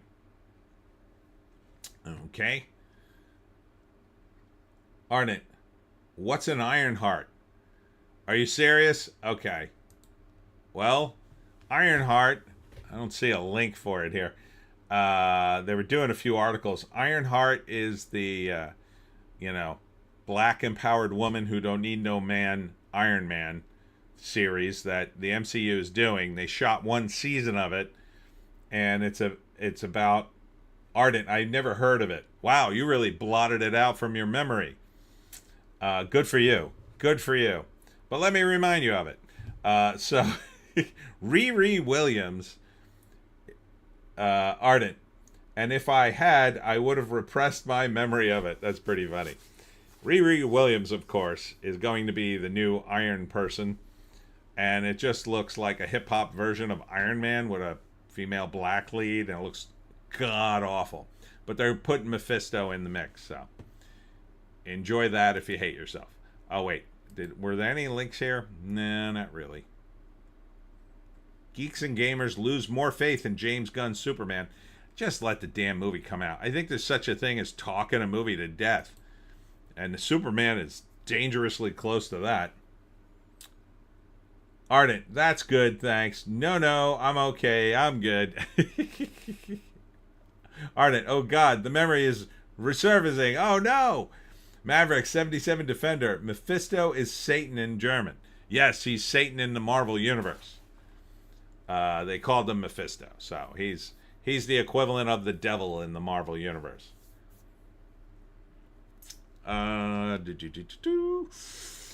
Inside Gavin Newsom and Alex Padilla's media blitz of Donald Trump and J.D. Vance. Oh, I'm sure that's fascinating. I'm sure that's not politically self-serving at all. No one cares. JC, I watched the Soviet Trek. The better the AI get, the more uncanny it looks. Honestly, it gave me a headache. Let's see. Apple TV Plus inks multi-year deal. First look film deal with the North Road Company's Sharon Entertainment. So Apple TV here to stay. Patrick Schwarzenegger has discovered the White Lotus gay porn parody. Excuse me? You did a incest kiss between two brothers on White Lotus. And you're like shocked there's a porn parody? You practically did porn, dude, in that show. It sounds like the grossest show. I don't know why people... they're just going to outrage you again and again. I mean, how much longer before we get to the point where they're just doing... Oh, this week on White Lotus season 36, they have anal penetration between a father and son or something. I mean, it's gross. It's gross to do incest. Come on. You're doing it in a TV show? For what purpose? Just to shock people and get people to talk about it, I assume. Gross. So not a way to start your career, Patrick Schwarzenegger. Okay, more on Johnny Depp, all the same stories. All right, moving on to Bleeding Fool. The Transformers 1 sequel has been shelved. Shouldn't have done the first one. Maverick 77 Defender Don Cheadle's Armor War was canceled after the Secret Invasion TV series flopped. Yeah, well, they made him a Skrull because of what they did in that show. It's like the Skrull thing really, they effed that up. They really effed that up. JC, Dexter was doing brother on sister incest by the end? Oh, really? Gross. No wonder that show was stupid. And they brought that back, too. What the hell is the wrong... did the era of fake geek girls help destroy the comics industry? Well, it didn't help. Maverick 77 Defender. Why do people hate Germany for the war WW2 but not Austria? Bad guy from Germany, I can't say that name on a live stream, was from Austria. I don't know. I mean, why do people keep just bringing up that war? I mean, it happened now, you know, and not too long from now, we'll be talking about 100 years ago. We gotta kind of just, there's still some survivors around, and I get why they would talk about it, but, we just got to learn from it and kind of move on. I mean, some people just won't move on from that. They can't even talk about history without immediately going back to that or calling everybody the bad guy from Germany. Kind of got to take it in context and sort of move on.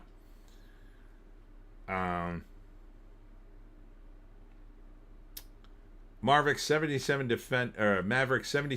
Good Transformer 1 suck. Huh? Good Transformers 1 suck.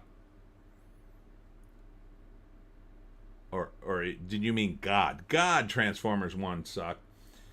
Ardent, because he was running Germany, not Austria. That is true. 20 years, will live long enough to see it. Maverick 77 Defender. Will Smith Hancock made more money than Iron Man 1 did. Yeah, it wasn't a bad movie, Hancock. It had a lot of possibilities, but they did the superpower poorly, I think. It was a dumb way they rolled out how the power worked. At first, it was cool. Like, everybody hated Hancock, even though he had superpowers, because he helped people, but it's kind of a thing that you could do. He helped people, but eventually he just sort of got sick of people and, and they're picking on him. But the ending of that movie just, oh man, it goes right into the ditch. Iron Man 1 is great, though. Ardent at Maverick 77 Defender. Yeah, but Smith was more of a draw at the time than Downey. That's true. Maverick agrees. Ardent, how things have changed. I love that he was drunk heroing, honestly. Yeah, that was fun. Insightful comic highlights culture's double standard on on parenting. Okay. Interesting. Good for you. Once in a while, a decent comic comes out. All right, moving on to the wrap. Trump touts regime change in Iran hours after his lieutenants promised limited U.S. involvement. Yeah, again, I hold Trump to the standard I think he holds other people. I ignore what he says. I look at what he does. And if he brings me the results I want, he's A-okay. When he doesn't, he's not okay. Right now, he's not okay. But if he closes this thing up and gets a peace deal before the midterms, then all is forgiven. All will be forgiven and forgotten by most people. Will he do that? I don't know, man. It would be amazing if he did. I'm taking the advice of Razor Fist. I'm just going to calm down and hopefully things settle and we don't get some sort of false flag or black swan event, or the Iranians pull something out of their A and really hurt us, and then we're in a war to end all wars, and God forbid it spirals into something else. I don't want that. But maybe Trump will repeat. I mean, he did whack Soleimani and didn't get us into a war. He did bomb Syria, and then the Syrians were fine. Syrians were like, all right, we're cool. Maybe he could do that with the Iranians. I don't know, man. Or maybe they're just waiting around for some faction within Iran to take over, or some generals that we can go, okay, you want to work with us? And the general goes, yeah. And then, okay, we'll stop bombing you. I don't know. We shall see. Right now, it's kind of early to call it. But he's gotten to the midterms. He definitely doesn't want that Strait of Hormuz to close much longer. I'll tell you right now, when your gas goes up by 40 cents tomorrow, you're going to be like, ooh, this ain't good. And that ain't going to last long. Or it can't last long, I'll say. That's going to drive some inflation if that hits. And I'm getting it from all my Democratic relatives now. See? See? I have nothing to say. All right. News Corp extends CEO's Robert Thompson's contract by 5 years. Maverick 77 Defender. Will Americans be okay with no illegal immigrants to do the cheap labor jobs Americans don't want to do? 100% we will. Look. Picking fruit from the farms, etc. Yeah. The difference will be this. Like, I have a friend who runs a landscape business. And I asked him, do you hire illegals? He goes, I have to. I have to have some illegals. I can't compete with the other landscape businesses if I don't have illegals. Now, if Trump comes in and takes all the illegals off the field, well, now no one can hire illegals, and they're all at the same level.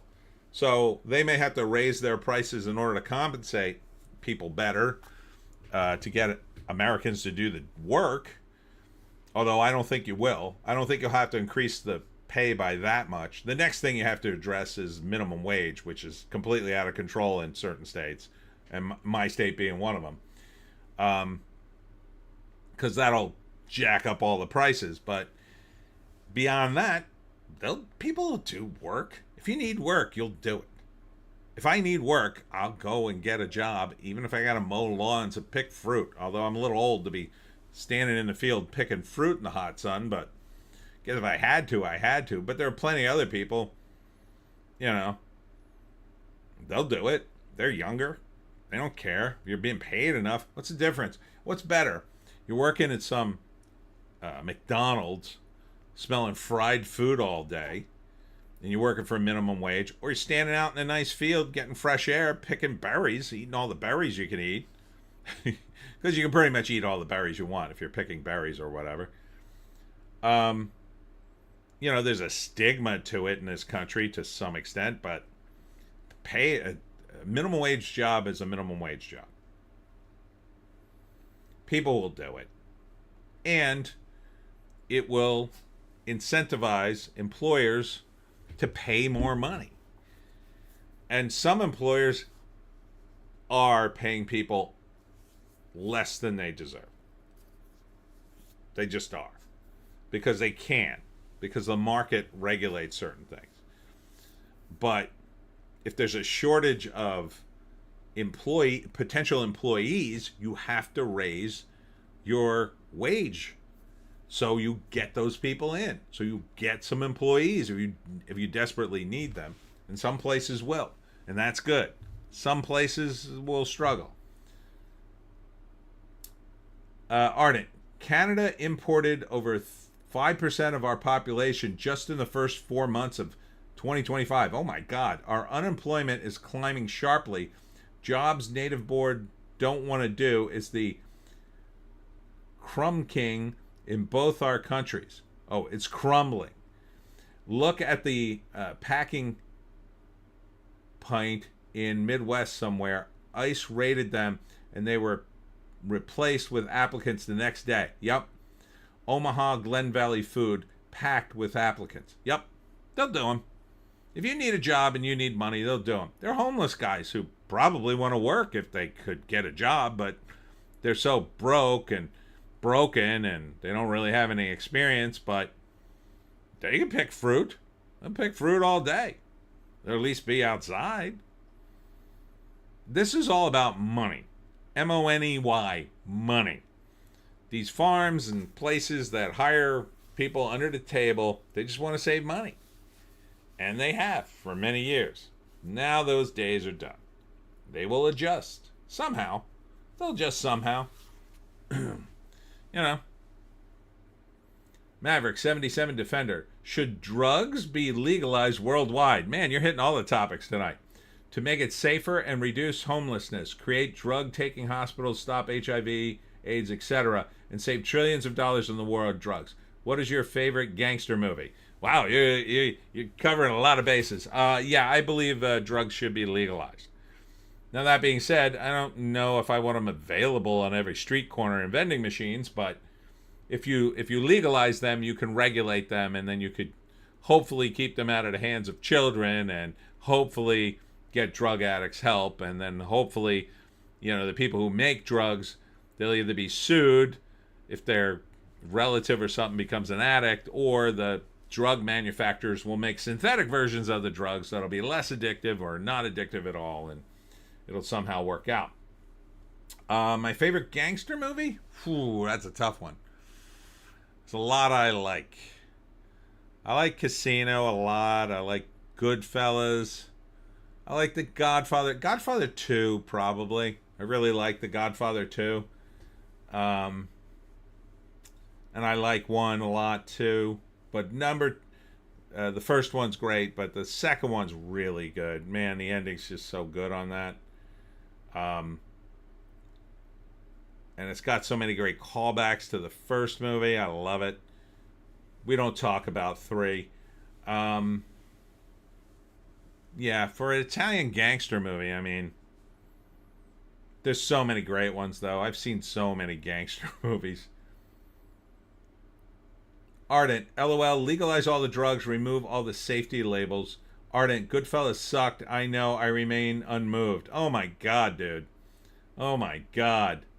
What, why did you drop a hand grenade in my comment section? Maverick, LOL. JC, Goodfellas. Maverick, sorry. Scarface? Yeah, Scarface is good.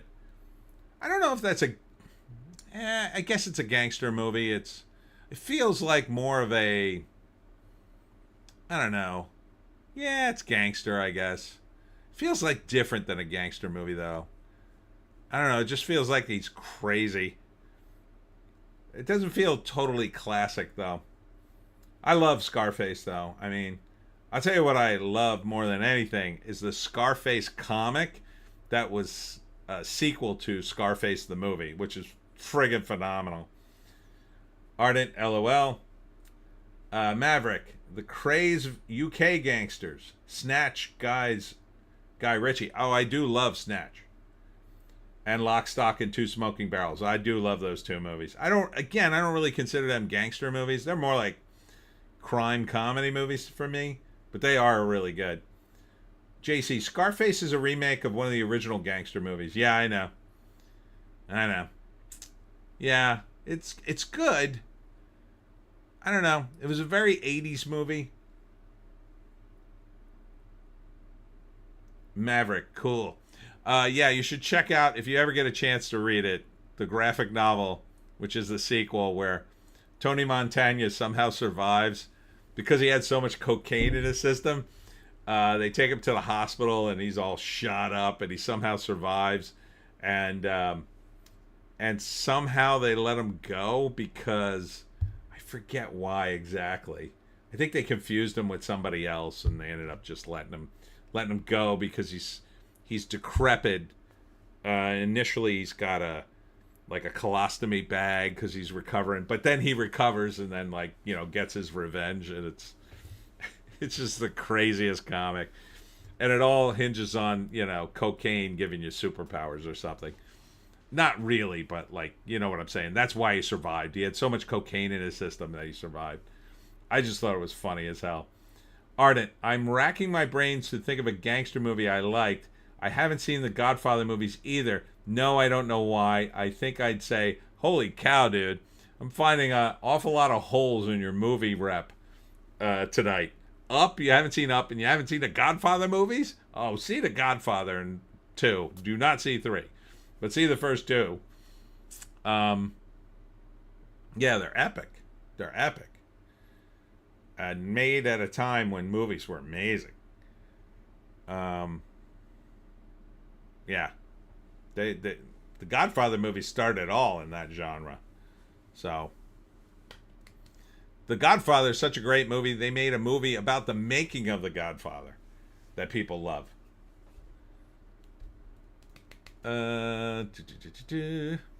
7 best family-friendly comedies streaming on Prime Video right now? Oh, wow. Let's take a look at this. All right. Nope, it's behind a paywall. Okay, we got to archive this.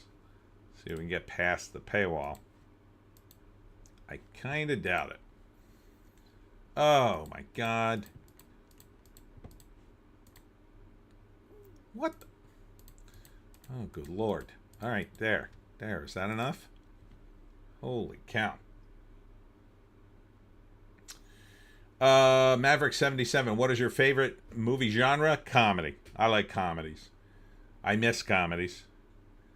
Ardent, LOL, looking through the list of 80s crime movies on Wikipedia, came across Johnny Dangerously. That's a pretty funny movie. Joe Pesci, or not Joe Pesci, Joe Piscopo in his greatest role. He parks in a handicapped space. Hey, you can't park there. That's handicap. I am handicapped. I'm psychotic. JEC, prawn? What about prawn? Oh, your favorite genre is prawn? I think you're just joking. But if it's your favorite genre, I mean, it is a genre where you always get satisfaction, I'll say. I mean, you never, turn on a prawn movie and somebody doesn't get laid, right? I guess one of those movies exists. Imagine you rent one of those movies and that happens. You're watching and watching. Oh, finally, there's going to be a sex scene. Oh my God, she just walked out. There's no sex in this movie. That was a gag in, I don't know if you guys ever watched, I'm really dating myself here, but Barney Miller. It was Barney Miller was a TV show, sitcom about cops in New York City. And let's see if we can get this list. Oh, there we go. Cool. So in Barney Miller, there was a character named Harris, and he was like the nicely dressed cop, and he was kind of like full of himself and kind of fancy. Anyhow, at that time of the show, pornography was illegal, or at least it was illegal to make in New York City. So they decided to set up a sting operation. So they told Harris, they gave him some money and said, go make a porn movie. But rather than make a porn movie, he makes this, he takes making the movie seriously, and he makes this elaborate love story where it has almost no sex in it. And so then he forces the other characters to sit through the movie, and they're watching it and they're so bored, and finally at the end of the movie the characters have sex. And Harris of course loves the movie and everybody else hates it, and it won't even be good to use in their sting operation because it doesn't look like a porn movie at all. But it was funny. All right, let's look at these top 7 family comedies currently on Prime. Pixels? Oh my God, dude. That looks horrific, like a horrific Adam Sandler movie, but okay. Agent Cody Banks. I didn't watch it, but I guess. If 2024. I don't know. That movie didn't do well either, but okay. 17 again, 2000. Didn't see it. Daddy's Home. Oh, Will Ferrell and Mark Wahlberg. I hear that's okayish. Doesn't seem like a kid's movie. My Spy with Dave Bautista, 2020. Ugh. And Super Mario Brothers movies. Okay, well, you got 1 out of 7. Ardent, you shouldn't ought to hang me on a hook, Johnny. My father hang me on a hook once. Once. That's from Johnny Dangerously. Classic. Maverick 77 Defender. The shock factor made gangster movies popular, but nowadays kids are so violent. Would gangster movies today be popular? They're still pretty popular. Yeah, they're still pretty popular. People still talk about The Sopranos. I mean, they make them all the time. So it's as popular as, say, like horror movies, almost. Not quite as popular, but it's definitely, in the terms of grounded reality movies that don't have any supernatural stuff, like thrillers, I'll say it's about as popular as a thriller movie. So if you're not going to make a horror movie, which is usually cheap and makes you a lot of money, the next thing to make would be either a crime movie or a thriller, like a psychological thriller. So yeah, they'll always make those. Ardent, what kind of psycho watches Prawn for the screenwriting? Maverick 77, top 5 comedies of all time. Oh my god, dude. Well, for me it would be Animal House, which would be top. Maybe the Blues Brothers after that.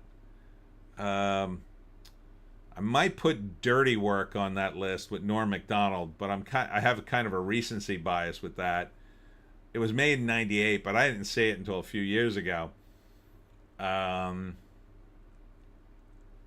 tell you, the first Borat movie, I was in tears, man. That movie's funny the first time you see it. I don't think it holds up, but man, the first time you see Borat, it's super funny. What else?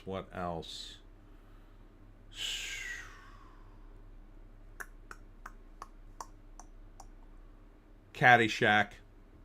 That's a classic for me. Blazing Saddles.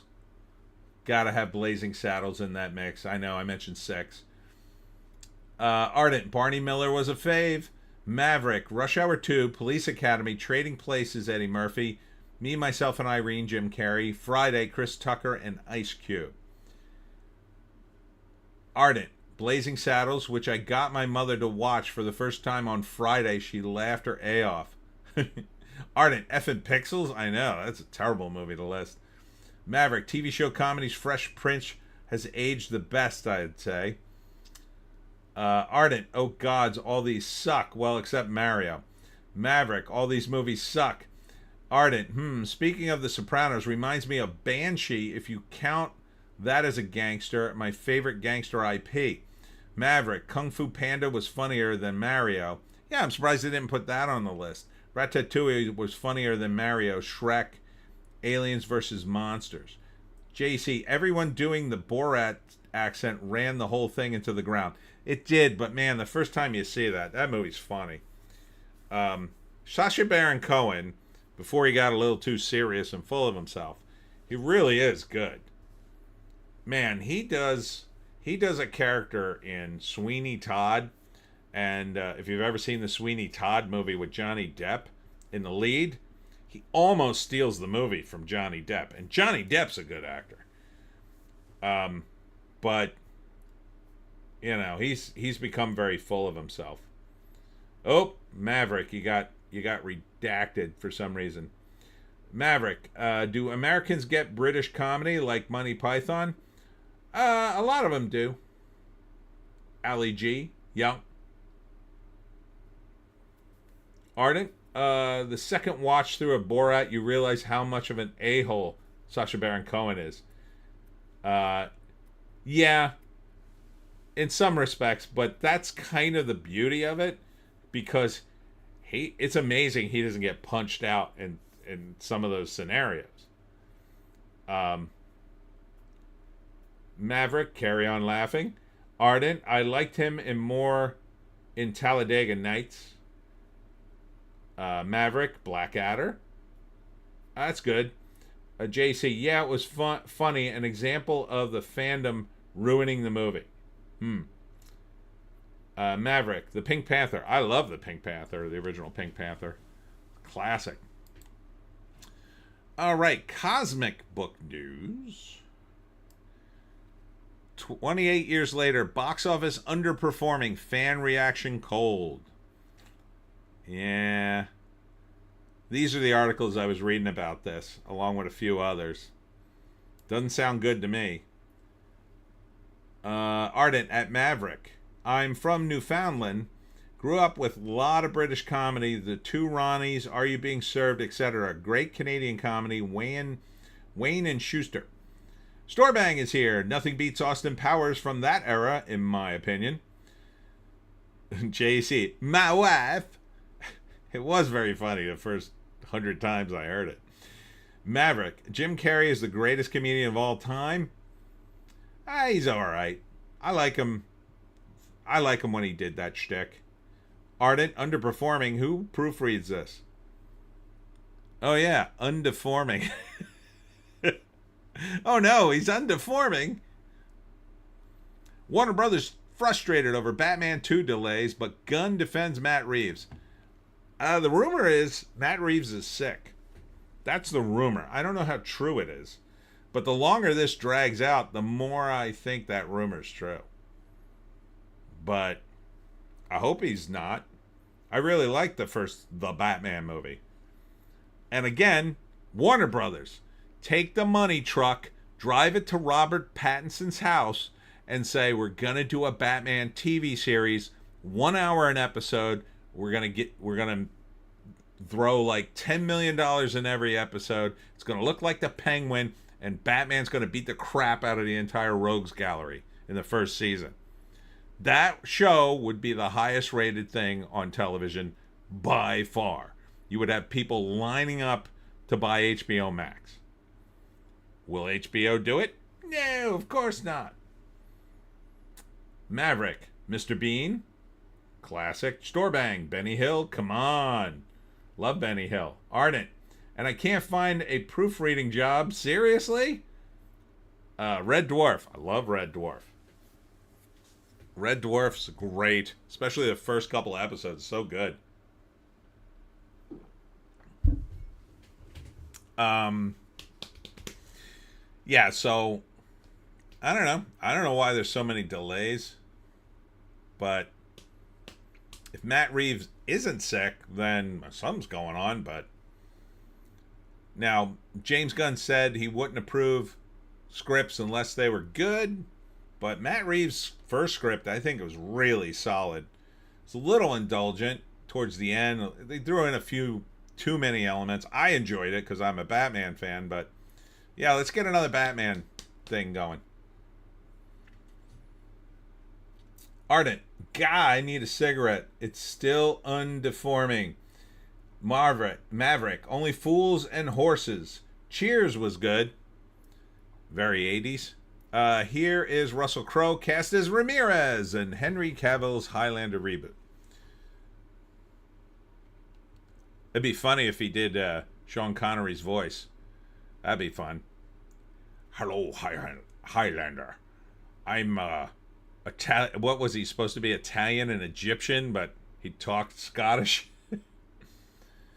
Maverick, The Simpsons counts as a comedy. It certainly does, or at least it did before that went woke too, in my opinion. Yeah, undeforming. Geez, they did it again. Cut and paste much? Spider-Man 4 gets the Punisher. Feige hypes the Fantastic Four for Avengers. Doomsday, what happened to the new Avengers? Yeah, what happened? Oh, right. No one cares. It's been 5 minutes, and now no one cares. There's more about 28 years. Rachel Zegler. Snow White bombed so hard fans waited to watch it for free. No, I don't think fans watched it, but okay. Marvel adds surprise 4th MCU movie for 2028. X-Men, Black Panther 3, Blade, or Wolverine. Probably the X-Men. But we'll see. We shall see. Maverick, Notting Hill, Hugh Grant. That Park Place. Veridark interviews Benjamin Widowson from Suzaku Games on being canceled, the state of modern gaming, and Suringama. I have no idea what that is. I assume it's a game. Maverick corrects himself, Notting Hill. Ardent, Juan Sanchez. Villalobos Ramirez, advisor to the King of Spain, once the Pharaoh, or some such hooey line. JC, an Australian impersonating a Scottish guy playing a Spanish guy who's also Egyptian for some reason. Yeah, that should be pretty funny. Universal Unleashed reveals additional details of Universal Monsters Haunted House in Las Vegas. I think Jason got added to that. Jason Isaacs reveals he improvised lines in Harry Potter films with J.K. Rowling's blessing. Okay. James Gunn refused to include Thor Guardians of the Galaxy Volume 3, or refused to include Thor in Guardians of the Galaxy 3 despite Marvel's request. Okay, who cares? All right, here we go. It's 9:20. Let's get into it. F around and find out. U.S. totally obliterated. U.S. totally obliterated Iran nuclear sites. I can't do Trump's voice, man. Trump wants Tehran to make peace or more. I bombed them. I'm the best bomber. Everybody says I bombed the best. Maverick, you look like Robert Kokel, professor from The Waterboy, Adam Sandler, a bit. I don't know if that's good or bad. Mullahs are defiant. And you can see here from this picture, nothing, because who the hell knows from a satellite picture if we blew up anything. You don't even know if the bombs hit the target. Iran president vows revenge in Iran Part 2, The Reckoning. Rubio warns against closing the Strait of Hormuz. It's already done, dude. It's their only move. It's their only move. It hurts, well, the entire world. Thousands of leftists protest Iran strikes. Trump is a terrorist. Well, they can all be ignored, as we all know, because they don't give a crap about war. They didn't give a crap about the Ukraine war. They didn't give a crap about any other president ever doing this, especially Obama. Obama did this kind of crap all the time. They don't care. They are full of it. You can ignore everything coming out of the left protesting a war. Oh boy, you're getting retracted all over the place, Maverick. I don't know what you're saying. Got to say it in code, I guess. It's YouTube. Dem Rep Himes, Trump claim Iran strikes were successful. Insane. Oh, well, show us the proof. JC, hey, come on now. Maverick, great Trump impersonation. My Trump impersonation is terrible. Leftists are commies, and commies don't count as people. Correct. Good guy with a gun takes out alleged active shooter in Michigan church. JC, they've been melting down for 3 years over the Gaza war. They don't give a crap about the Gazans.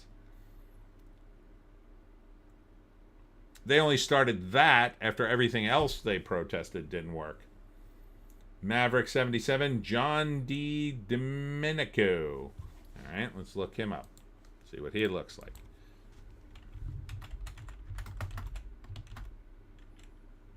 John D. Domenico. All right. There he is. I guess I vaguely sort of look like him. I mean, he was born in Jersey. That's the first thing on his resume. Born in Jersey. Ardent. Based. Can't believe the only gun emoji's a super soaker. I thought there was a new one. Oh, right. This is YouTube. There's a new one on Twitter. Maverick. Who was against the Vietnam War? The left or the right? The left, mostly.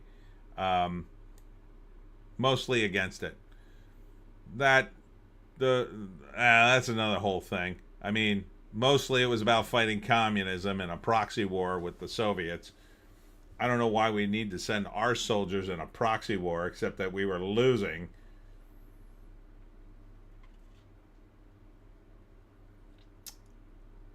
Maverick, is climate change real? Man, you're just going for all the questions. Climate change, the temperature going up and down, is a natural process, I believe. So when they talk about climate change in the media, it's mostly a hoax. They don't know what they're talking about. They're just using it to, sway public opinion on this or that.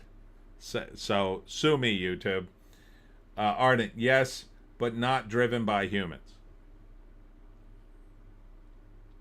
Trump pledges to travel to Kentucky to campaign against Massey, because Thomas Massey is against this war, of course. I assume Rand Paul is. I haven't seen a statement from him, but I assume he's against it.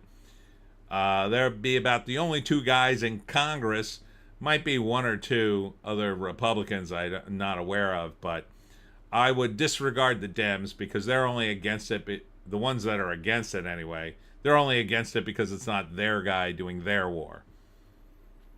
Massey and Rand are pretty consistent that they are against wars. So, Border Patrol agents violently attacked during deportation operations.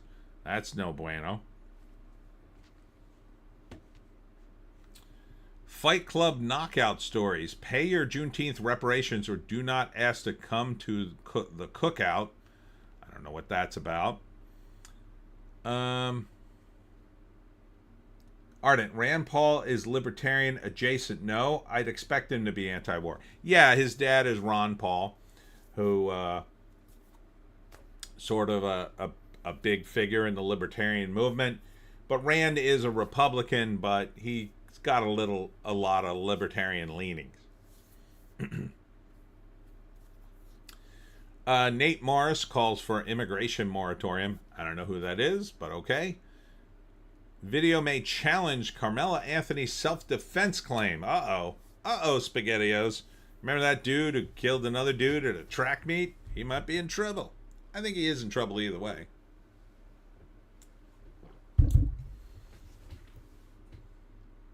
Ardent, Gibbs. It's about Gibbs. Report, short-term passenger flights and electric airplanes soon a reality? Yeah, well, won't be a reality for me. I ain't getting in an electric plane. What are you kidding me? Imagine the power meter going to zero in that. Oh, no. Whoopi Goldberg slammed for saying black Americans face the same oppression as women in Iran. Yeah, because she's a moron. That's the currently dumbest thing she said. Keep leaving her on The View. I'm sure she'll say something even stupider in the future. Abbott signs bill removing short-barreled rifles from Texas prohibited weapons list. Okay. So finally I can have my sawed-off shotgun under my table again. Oh, no, wait. I don't live in Texas. Mexican mayor exposes cartel training camps with Colombian terrorists. Oh, my God. Well, good for you.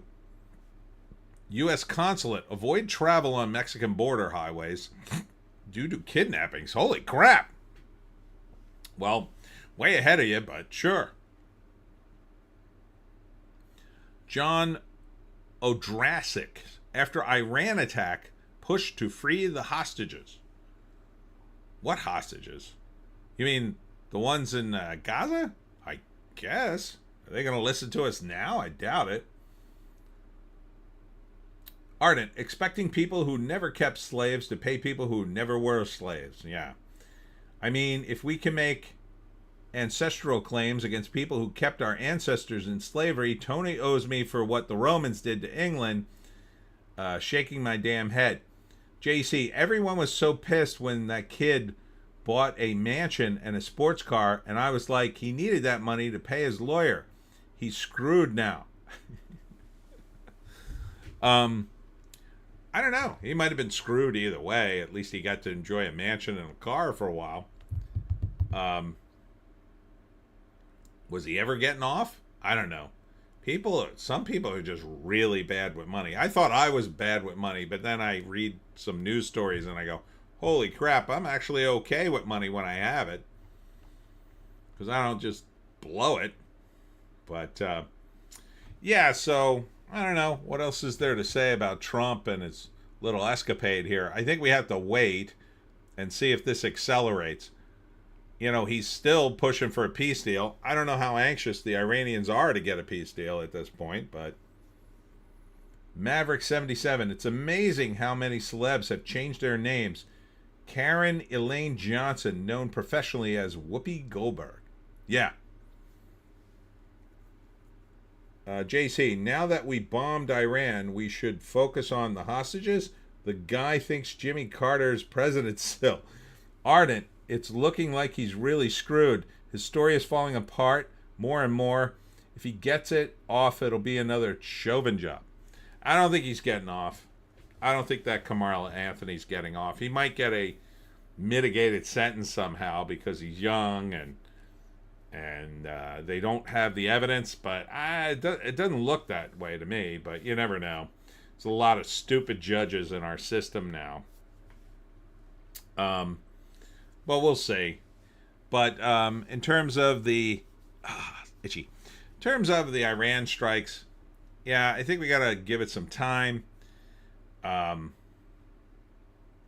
You know, there's a small chance that whatever Trump is doing for the nuclear or the energy regulation in this country will accelerate our oil production quick enough that the companies in charge of, you know, the gas prices will say, okay, we don't have to raise them that much. They'll just raise them a little and then that'll be the end of it. In which case we might be okay, but they're already up 10 cents today. I gassed up today in anticipation of it going up another 40 cents. But JC, Whoopi isn't her Christian name? Now I just don't know what to think.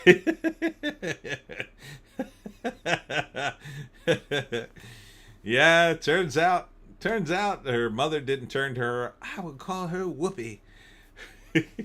What's your favorite cushion? Whoopee cushion. That's what I'll call her. Ardent, these judges aren't stupid. They're evil. One here in Ontario gave a PDF file house arrest because his child collection was relatively modest. Oh my God. That's gross. Yeah, you guys in Canada, I don't envy you. I worry. I worry that we will have to liberate you one day. Maybe the next election. Things will turn around for you. But well, at least Trudeau's gone. I mean, I don't know. I mean, you still have a total communist in charge, but he seems a slightly less embarrassing communist, if that's any consolation. You know, the one silver lining for you guys is what's happening in the UK now. The UK now is so bad. Keir Starmer is actually has been forced to acknowledge the grooming gang scandal to some degree and do something about it. Now, if he actually follows, he's probably not going to follow through with a lot of these promises. But the fact that he's been forced to do anything at all is a sign that he is in trouble. He's in big trouble. So, you know, things look pretty dark for the UK still, but at least he's not having a good time. Ardent, Tim Pool will be calling for a Canadian Civil War before long, and Carney is just finishing the job Trudeau started. Maverick, LOL. Maverick, Tim Pool is a Russian spy paid in rubles. I don't think so. I think just Tim Pool.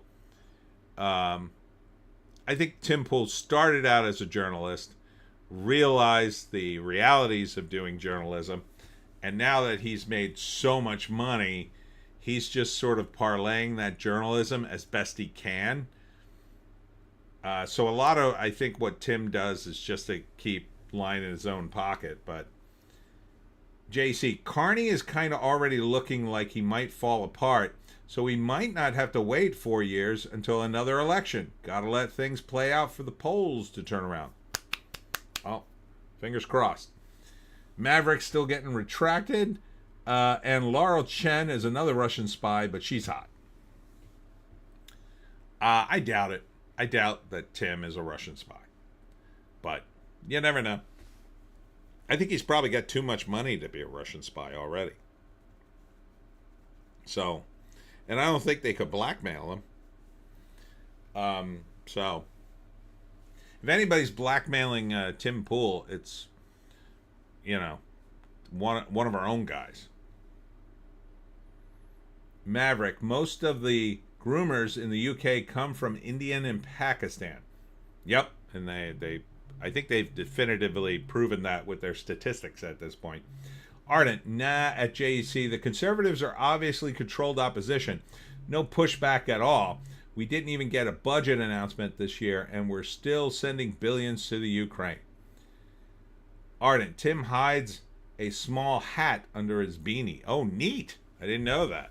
I asked him, I went to a live event with him once, and I asked him, oh, will you take off your hat? And I thought he would just do it, just for a laugh, but he wouldn't do it. He wouldn't do it. All right, so yeah. Oh, here's some more stuff on the bombing of Iran. Scream star Ethan Embry. 78 million effing idiots in America brought us here. Ah, shut up, dude. Shut up. I used to like this dude. He was on Freaky Links. But what the hell is he wearing on his shirt? Is that Russian? Is his shirt in Russian? Shouldn't say this stuff, dude. Scream star. He was on Scream, I guess. That's the Freaky Links, dude. I used to like Freaky Links. I think they should have given it another few more seasons. Ardent, Poole is extremely vain about his balding head. I would say so.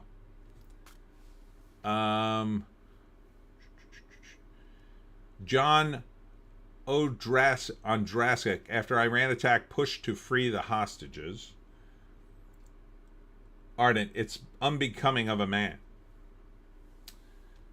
Well, I think he knows once he takes that hat off and he becomes like Tim Pool, the bald guy, he'll have to transition to not a skater dude. And I think he wants to be a skater dude his whole life. But, I mean, the guy's rich. You can't, I can't fault him for wanting to do whatever the hell he wants to do. Maverick, should we be afraid of flying after all these crashes? Yeah, I'm petrified of flying. I wouldn't get in a plane under most circumstances. I really, really, really don't want to fly. Not for a few years. Maybe after like 2 or 3 years, the Trump admin shakes out the FAA and shakes out all the woke tards that they got hired over the years. Then maybe. Right now, I wouldn't fly unless you absolutely had to. Ardent does look Russian and familiar. JC, Poole has a weird shaped head. He looks like a completely different without his beanie. I'm sure he does. Maybe he'll go and, I mean, with all his money, I'm surprised he just doesn't get hair plugs. Maverick, at Ardent, Jeremy from Geeks and Gamers has no eyebrows. Alex Ogle is here. Evening, bigots. Unexpected pub quiz has me late to the stream. Tim Pool's follicle issues are a sad warning of his fragility to come. Welcome, Alex. John Nolte. Elio hits all-time box office low for Pixar. Disney's fourth bomb of 2025. Yeah, it looks like it's gonna bomb. Wicked star Ariana Grande shares post bashing Trump. ICE illegal alien arrest. The one upshot of the Iran bombing is now everybody's going to forget about all the people we're deporting for a while. Maverick. 1 billion in 2023. Time named him one of the world's 100 most influential people. He ranked first on the Forbes list for highest paid YouTube creator in 2024. In 2025, Ford estimated his net worth at $1 billion, making him the only billionaire under 30 not to have inherited his wealth. Mr. Beast's net worth. Alex Ogle. Tim should embrace his baldness and leave this childish toques behind. Maverick. 21 people died on a hot air balloon ride yesterday. All right. You're giving me whiplash with the way you change subject matters, Maverick, but I allow it. That is true. Let's check Tim's celebrity worth against the celebrity net worth machine. Tim Pool. Is he a billionaire?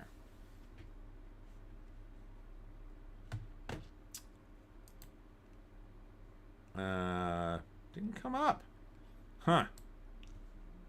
Let's try. Net worth. Tim Pool. Tim Pool net worth income streaming YouTube channel. Says here he's worth between 3 to 5 million. That's the AI for Brave. Here's somebody on X. 5 million. They're saying 5 million. I don't know, man. Billion doesn't seem possible. But yes, 21 people died on that hot air balloon ride yesterday. And I would never get in a hot air balloon. No way. That is like, hey, I'm gonna travel over a volcano. But instead of I don't know, taking a train made of metal, I think I'm gonna take a horse and buggy across a wooden bridge. Like, the technology is just, why do people do it? It seems too scary to me. Ardent at Maverick. It was 8 deaths, 21 passengers. Wow. Was going to cover that. Maverick. Yeah, okay. No worries, says Ardent. Maverick. Mr. T of the A-Team is scared of flying. I don't know if that's true. His character was. Alex Ogle. Meanwhile, what will the bunker buster strike do to tabbouleh prices now that all our cultures are more diverse? I was in a hot air balloon in the UK for my sister's birthday. The red arrows flew by, and the leader gave a waggle of his wings? I don't get that. JC, it came out that Tim Pool was being paid $100K an episode for one of his podcasts by the Russians. Yeah, I don't really listen to him anymore. I like that headline, though. Woke agenda preventing me from having sex. Maverick. Mr. Beast is worth $1 billion. I bet he is. He seems like a guy who's worth that much money because he's really marketed himself. He's got his own product line and he throws some serious money around.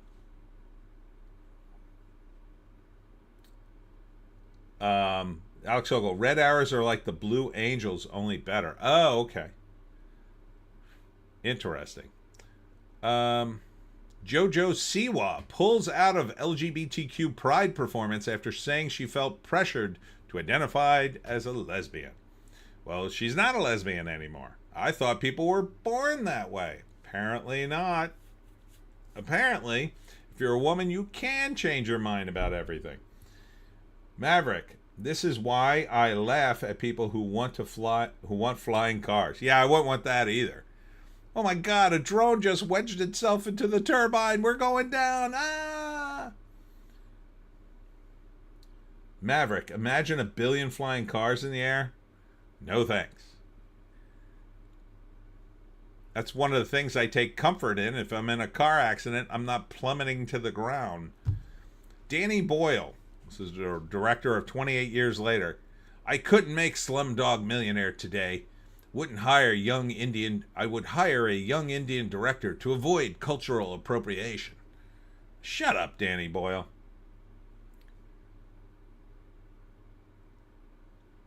Alex Ogle, bigoted headline, not enough letters. It's LGBTQQIIAAP2S plus. JC, another lesbian who was fixed after getting a good tea. Woof. Boom. Ardent. On the other hand, air-to-air road rage would be a fun spectacle. Yeah, the guy gets out of his car and slams the door and then plummets to his death. Ah! You son of a bitch! Ah! Bill Maher, GOP Rep Hunt. You can't be taken seriously on policy if you can't tell the difference between male and female. I can agree with that. Bill Maher goes back and forth every day. It's like, well, I said something smart and sensible. Oh, no, I said something stupid and extremely liberal. Oh, I said something smart again. Oh, no, I said something really stupid. JC, Danny is such a cuck. He made Train Spotting woke retroactively in the sequels. Oh, that sucks. Ardent, was thinking more about rocket fire between cars in the air. Harlan Ellison once wrote a story that's set in a not too distant future of where the cars didn't fly, but in order to drive, you had to have weapons because, you know, there were people constantly challenging you. And it was about this middle-aged dad who normally avoided the challenges, but this one time he takes the challenge and he beats this young kid trying to force him off the road with his family. But then the end result is everybody starts challenging him because he's sort of comes out of nowhere to beat some hot kid who had a cool car with lots of weapons.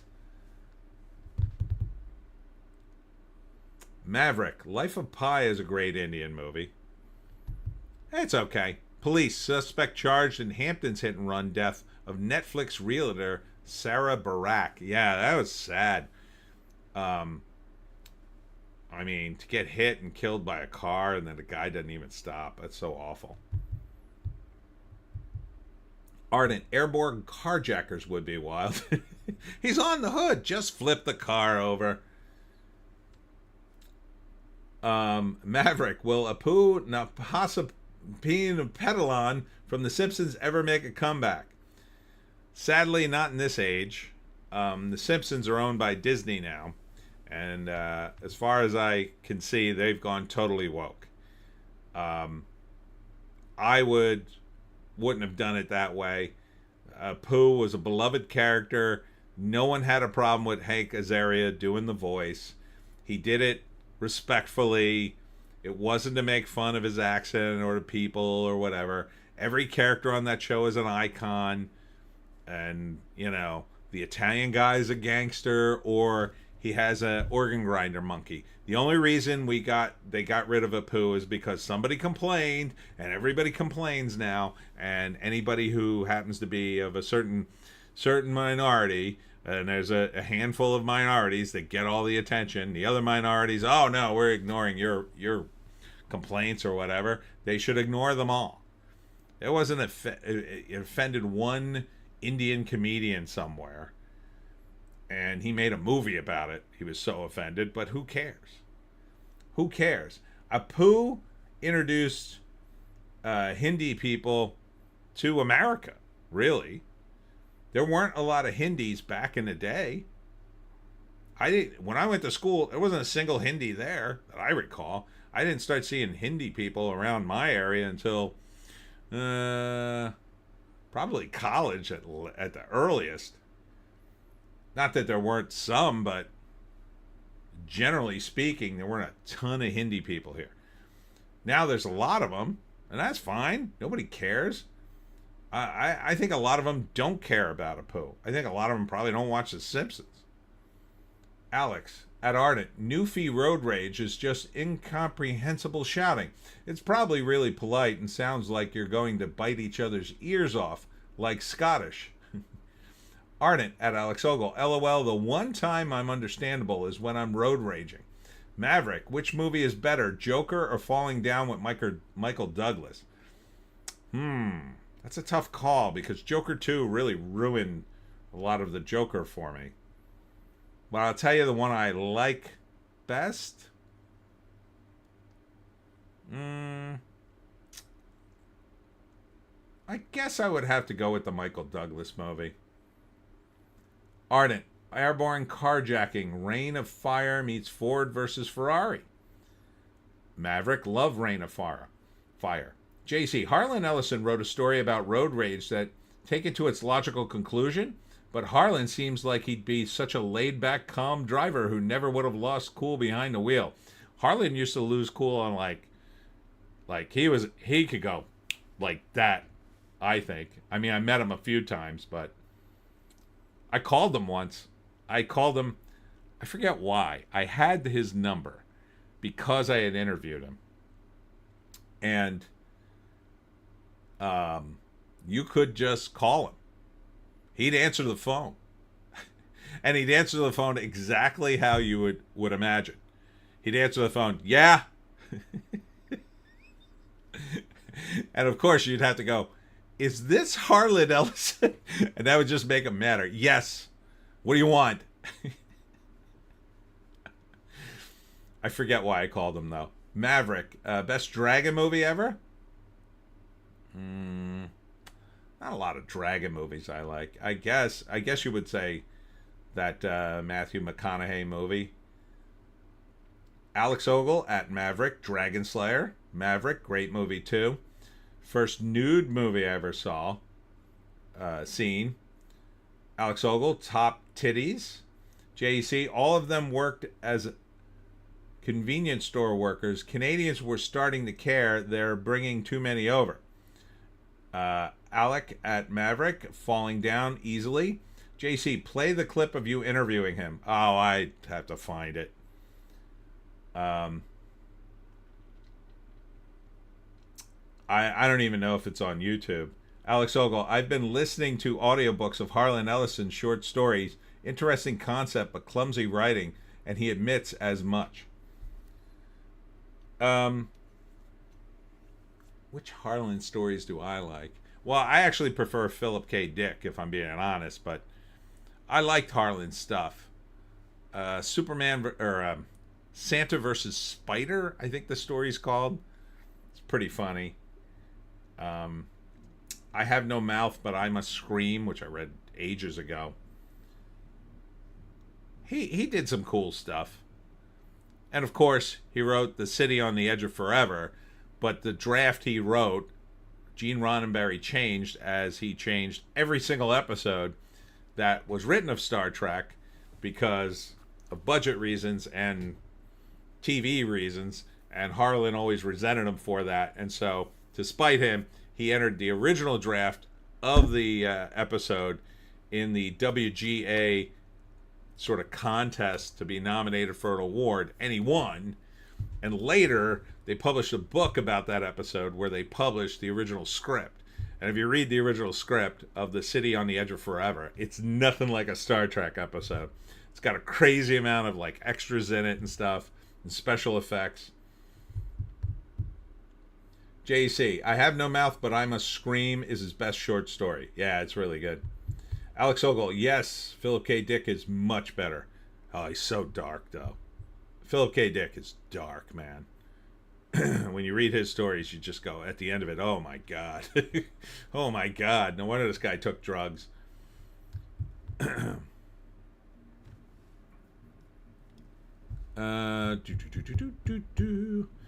Oh, here's a top five. Top five greatest professional auto racing movies. Let's see what he's got on here. Oh, damn it. Well, you always put the list behind the paywall and make me do this. Let's see if this one pops up. Oh, archived 1 day ago. And no list got archived. Okay, so that was a pointless exercise. Sex in the City star Cynthia Nixon's trans child is on a hunger strike in support of Gaza, everybody. Oh, no. Who cares? Ardent. A.E. Van Vogt. Heinlein, Dick, etc. I loved all those old pulp writers. Alex Ogle. The pre-persons should have been required reading before entering any debate on abortion.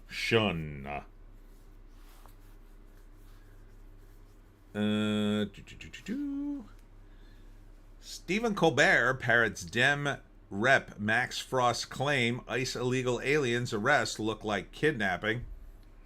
Who cares what he says? Who the hell is watching TV? People are watching stuff like this more than they're watching regular TV now because it's more interesting. You don't know what I'm going to do. You have no idea. I mean, I'm not going to do anything crazy, but I might. JC, I listened to a podcast that went through all 50 of PDK's books. It's funny because they can tell which part of a relationship he was in while he was writing the book because he wrote them all so fast. That's awesome. I love that. Yeah, it's interesting. It's interesting to look back on someone's work and their life. Ardent, Stephen Colbert, parrot, done. Yeah, I mean, the interesting thing about a guy like Kurt Vonnegut's relationship, if you ever read about him, he apparently, his wife was a bit nutty.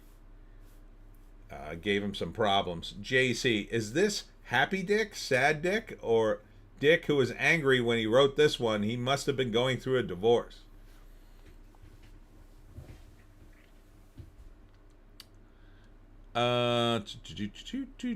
Seth Meyers on Senator Padilla's detainment. This is what it looks like to live in a police state. Another guy. I mean, fewer people even watch Seth Meyers. I don't even know how he's still on the air. Like Stephen Colbert, I kind of understand because, I mean, network TV is going to keep one of these clowns in business, at least, on each channel. Jimmy Kimmel, Stephen Colbert, and Jimmy Fallon. But you're telling me there's enough of an audience for late night TV still for Seth Meyers? Okay. I mean, that's just nuts to me. I haven't seen TV in ages, and I'm so happy for it because I realized how much time I wasted watching television. I mean, sometimes I do stuff while I was watching TV, but my God, I just can't sit through it. I don't have the patience anymore. Now, I sat through Sinners pretty good because I really wanted to see Sinners, and it was pretty engaging, but that's the first thing I sat like all the way through in one setting. JC, Vonnegut's last book, Timequake, had one good scene in it. It was him bashing his wife and humiliating her. Gee, I wonder where he came up with that idea. Ardent, Seth Meyers is still on the air because Craig Ferguson gave it up. That's a shame. Craig Ferguson, I really liked him. I thought he was one of the best. JC, rate Sinners 1 to 10. 8.5. 8.5. It's just shy of great because Ryan Coogler does indulge himself in a scene, and it's kind of in the middle of the movie, and you could totally cut it. It's very like film school, why'd you do this? But I kind of get what he was going for, but he goes way too far. There's also a few character choices in there. I talk about this in my review. It's a weird choices he made. He didn't need them, and the movie could have been so good if he had just gone that extra mile and stuck the landing, but he kind of just insist on doing some of these things in his movie that he didn't need to do. But Sinners is pretty good. All the characters have a distinct thing going on. It's the next to last scene is like a big action piece that's kind of necessary. I would have either gotten rid of it or changed it, and then the final scene happens. And that's okay. But overall, I liked it. It's pretty good. The music's good. A lot of blues. And some Irish music for reasons that I won't explain. Maverick at Alex Ogle. Agreed. JC, check out the Dickhead podcast. Philip K. Dick podcast. Okay. Maverick, rate From Dusk Till Dawn. Ooh, I really do love From Dusk Till Dawn.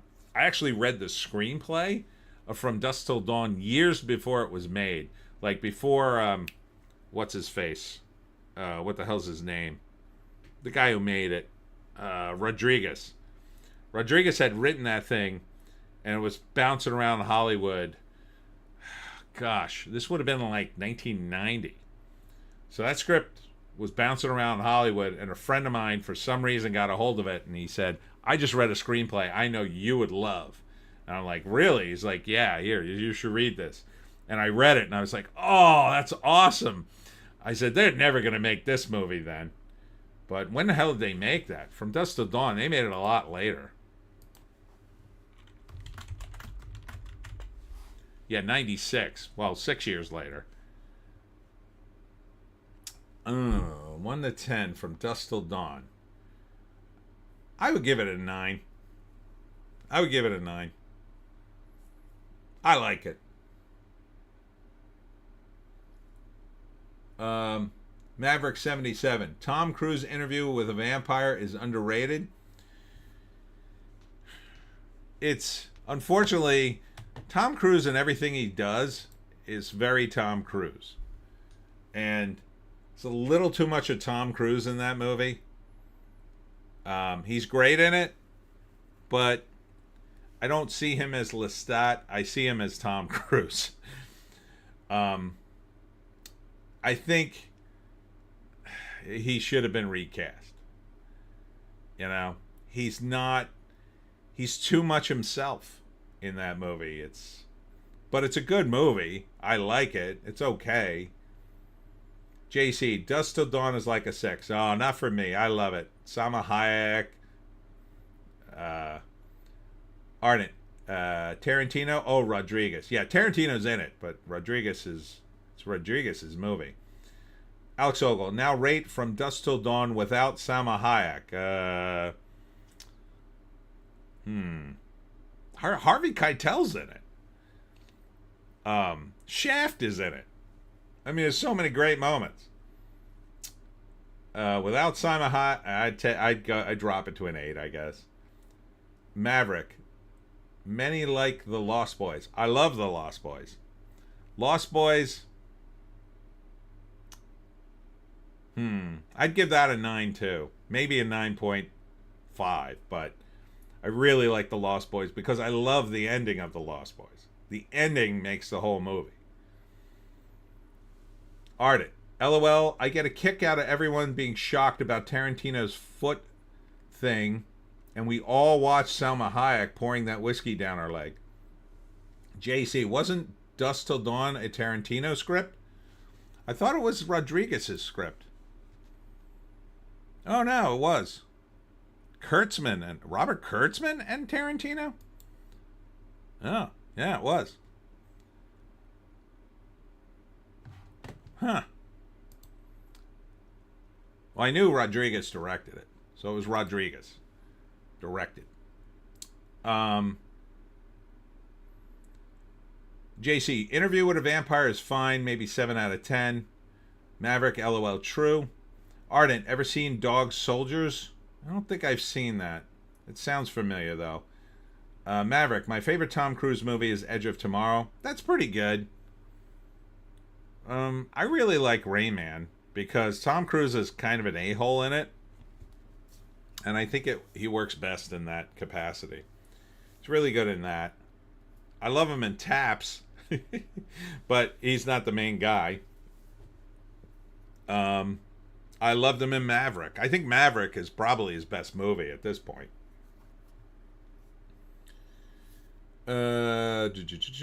JC, Dusk Till Dawn, strong first act. By the end, it turns into a poorly filmed schlock, which would be fine, but it's like two different movies. Tarantino doesn't like people talking about his collaboration on earlier scripts. I like that it kicks up and is a different movie.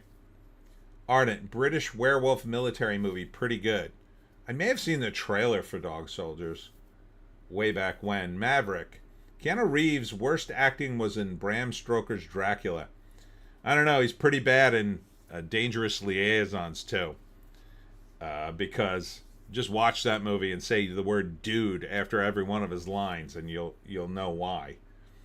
Ardent, my favorite movie called Maverick is the one with Mel Gibson.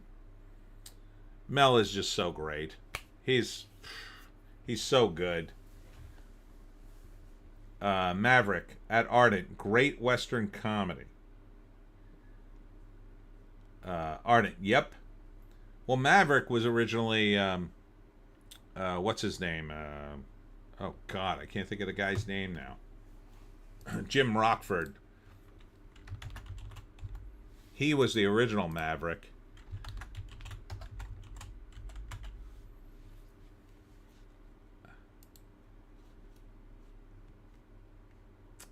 James Garner. I love James Garner. He was the original Maverick.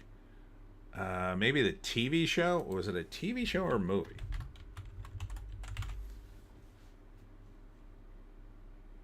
Yeah, here's the original one here. Yeah, it was a TV series. Alex Ogle at Ardent can be refilmed today with the werewolves, woke activists invading RAF Brizzy Norton. Not a good end for humanity. Oh, wait, it's real life. Storbang, Gardner. Ardent, James Gardner. JC, he plays Mel's dad in Maverick. Classic. Ardent at Alex Ogle. Only if we move it to Area 51 and make the werewolves Naruto run at the gates. Ardent TV, I think. Maverick. 77 at Alex Ogle. American Werewolf in London was great. I liked it. I liked American Werewolf in London.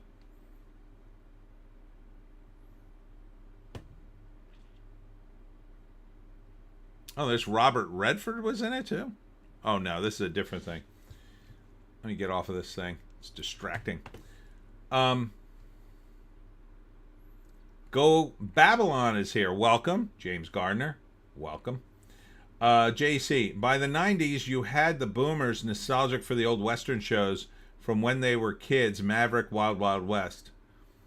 Go Babylon TV. Yeah. And by that time, things were like sort of winding down in the movie biz. That's when we get the first phase of like rebooting everything. But back then they were only rebooting stuff people had mostly forgotten. And with Maverick, you see they paid homage to the original Maverick because James Gardner was that way. There was no way they were going to make this movie without him raising a huge fuss. Ardent, Gods, Wild Wild West with the giant spider. Kevin Smith wouldn't write into a Superman script. Yeah, I mean that show wasn't that great. Even the original show, it was kind of wacky. Maverick 77, the guy with the metal balls in the Wild Wild West. No. Go Babylon. Do you have anything you need to say? Because you kind of got into the stream late, so I wanted to acknowledge you being a new person here. So we were talking just in general about TV and movies and whatnot. So, okay, Go Babylon. Clint Eastwood did an episode of Maverick. I'm not surprised at that. Those westerns were kind of like the SVU, Law and Order SVU of its days. JC, I mean, when they brought in sound, they remade all the silent movies. They've always done remakes. Yeah, but that was a big jump, going from silent to sound. And then, you remake Maverick, the show was 40 years old, and then you make one movie, and it's really a sequel to the old show. That's paying homage. Now they just remake everything. Oh, it's an IP? We'll just remake it. I mean, they're remaking stuff from like 15 years ago. That's too soon.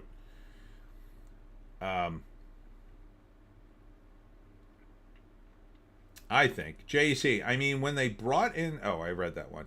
Ardent at Go Babylon. He welcomes you. What time is it? It's 10:08. I should probably wrap this up anyway. Alex Ogle at me. I had the displeasure of cracking a joke at work that involved the China syndrome. Only one colleague got it, and I had to forward out the trailer. Probably shouldn't have. Yeah, been there. Go Babylon. Mel met with Elon at Mar-a-Lago. Wants him to produce non-woke movies. He's way ahead of him on that. I don't think Mel's ever done a woke movie. Oh, no, I shouldn't say that. He was in that movie where he... What Woman Want? That looked kind of woke and feminist, but... I mean, he's got a pretty good record. Go Babylon says, hey, Arden. Well, what have we learned today? Well, I think we learned there's not much going on in movies. I mean, box office wise, How to Train Your Dragon is still number one 2 weeks in a row. 28 years later, it's, I think, kind of a disappointment. I think I'm safe to say 28 years later, kind of disappointing, unfortunately. I kind of wanted to see this movie, and now I'm just like, eh. Maverick 77. The Valley of the Gwangi was a great Western. Did not see that one. I'd remember that name. My favorite Western's probably Unforgiven. I really like Unforgiven. That's great. I mean, there are others. I like a lot of the Clint Eastwood stuff. I liked Old Henry. That was really good. That was fairly recent. Alex Ogle, no non-woke, The Patriot, Braveheart, only historically inaccurate, but also irresponsible. Ardent, we learn that one way or another, I will find a reason to mention Salma Hayek. New True Grit was good. That was pretty good. I saw that. JC, High Noon is a favorite Western of mine. Ardent, Quick and the Dead, not so much. Yeah, I mean, I think Mel, let's go to Mel's resume. I think he has done.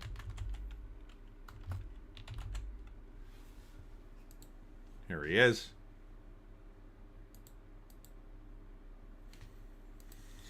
He's got a lot of stuff. He always has stuff going on. That Continental didn't do him any favors. I don't know why he did that show. JC, True Grit is surprisingly similar to the original, just shot differently. Yeah, that was the Coen brothers, I think. Maverick, Valley of the Gwangi was a dinosaur movie. Oh, neat. Ardent, Maltese Falcon, remake or no? Oh, God, no. They shouldn't remake that. Go Babylon, Gwangi had a Ray Harryhausen dinosaur in it. Neat.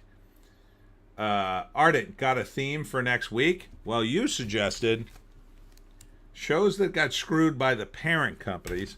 I don't know if I could find good lists for that one, but I'm open to any suggestions for next week's theme. We keep coming up with themes and then I forget them, but I got out my pen and paper to write it down this time, so I won't forget, but I could probably do something with this. Maverick 77, The Valley of the Gwangi, Cowboys versus Dinosaurs with a Tiny Horse. That sounds fun. Alex Ogle, we learned that Tony may not be entirely straight since he only docked 1 point from Dusk Till Dawn if it didn't feature Salma Hayek. For shame. Hey, what's her name? Juliette Lewis is in that movie. I got a thing for her. Alex Ogle, Tony will be having pineapple on his pizza. Hey, you stop it with the pineapple pizza thing. Arnett just shows that got screwed. Yeah, maybe. Alex Ogle, next Tony. Arnett, Agents of S.H.I.E.L.D., Firefly, etc. Yeah, it's gonna be hard, but I'll see what I can do.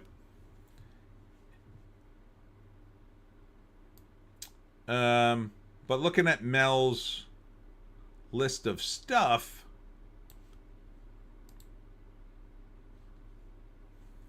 I mean, most of his stuff now is pretty based.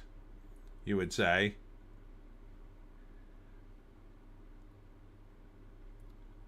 Um.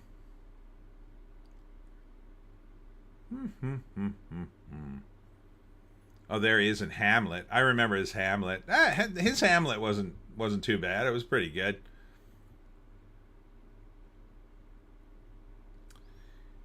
Can't remember that movie. I think it was called What Women Want, something like that. I thought it was made back in the 90s. I don't see it here. Maybe I'm imagining it. I don't know. Father's Day? I don't know what that is. But, you know, he's got a pretty good resume. I don't think you'd say he cares about the woke morons. So,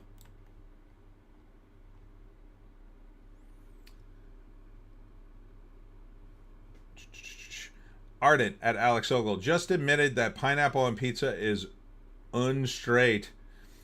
Ardent, which is fair given its Canadian origin.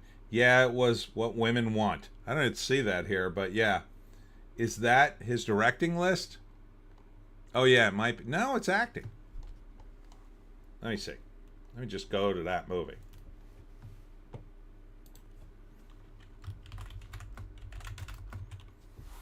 Yeah, there he is. 2000. Yeah, this is like the only embarrassing movie I know of Mel Gibson. What Women Want looked friggin' embarrassing, man. I don't know why you would be in this movie. See, it was 2000. Oh, there it is. What Women Want. They got a 6.5 on the IMDb. That's not his lowest movie, surprisingly. But it looked embarrassing. There's no way he directed that. Yeah, no. Nancy Meyers directed that. I knew it. I knew it had to be a woman directing that movie.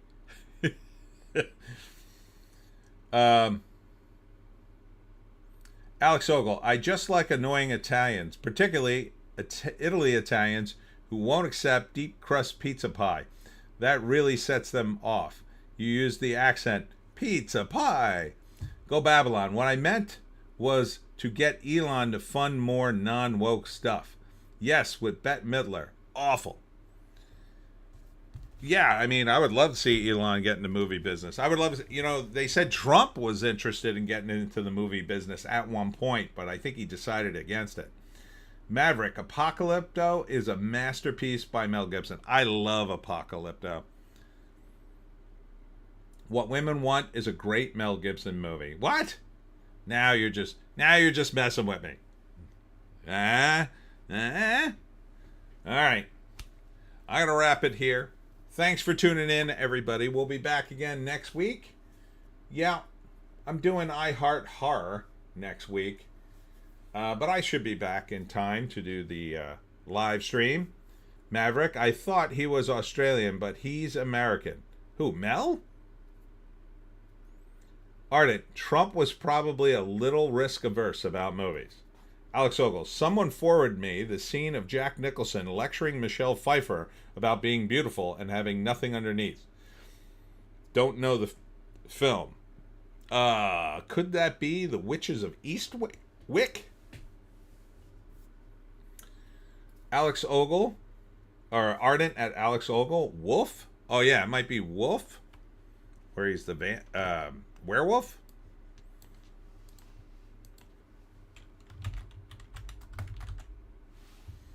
Jack Nicholson, of course, is now suffering from dementia. He's too old to really be in public, they say. Although they brought him out for the SNL thing. It's a shame. Let's see, Wolf. Who's in that? Yeah, and Michelle Pfeiffer? That might be it.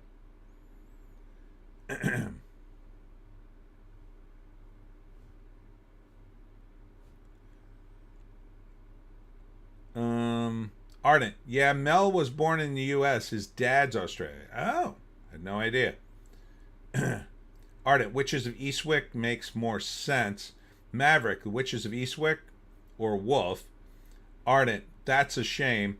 I like Jack a lot. Yeah, it is a shame. So, I mean, it could be either one of them, really. But Michelle Pfeiffer's in that. And is she in The Witches?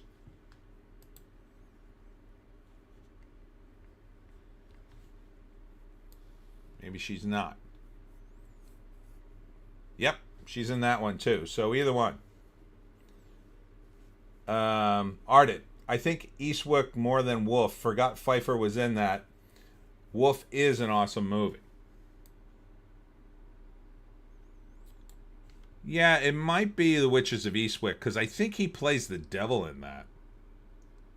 So that sounds like a line from that movie where Wolf is kind of darker. And this movie was a little bit lighter. It was kind of a comedy. JC, all these actors from the 70s are in their 80s now, if not their 90s. Yeah. Well, that's part of the problem, I think, of, we went through an era of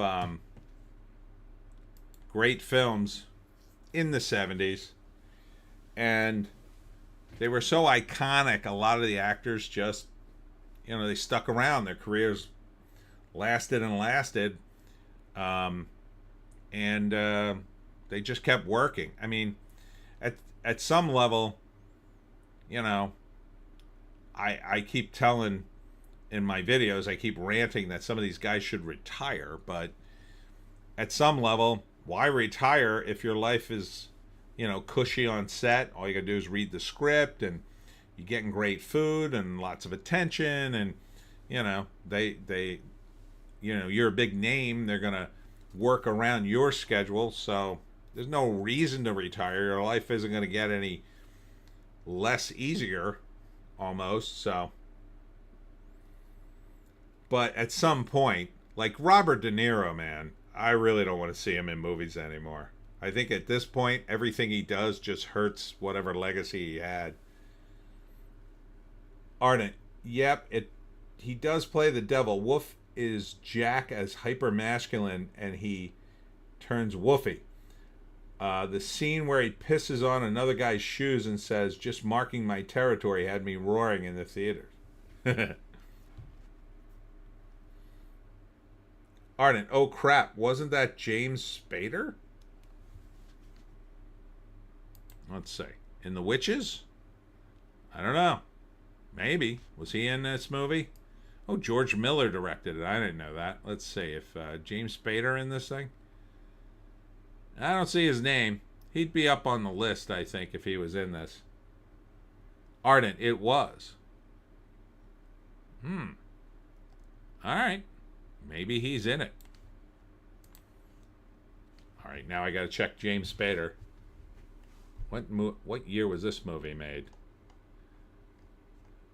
1987? Wow.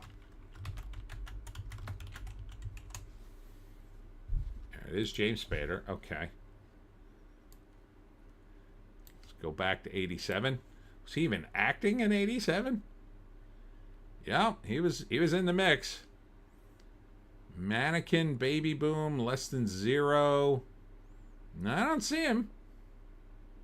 Oh, in Wolf. Oh, okay. Oh, there he is. Yeah, he was in Wolf, 1994. Jack pisses on his shoes. Anyway, before you have to rush to the bathroom, have a good night. Thank you, Arden. And at that, I will rush to the bathroom.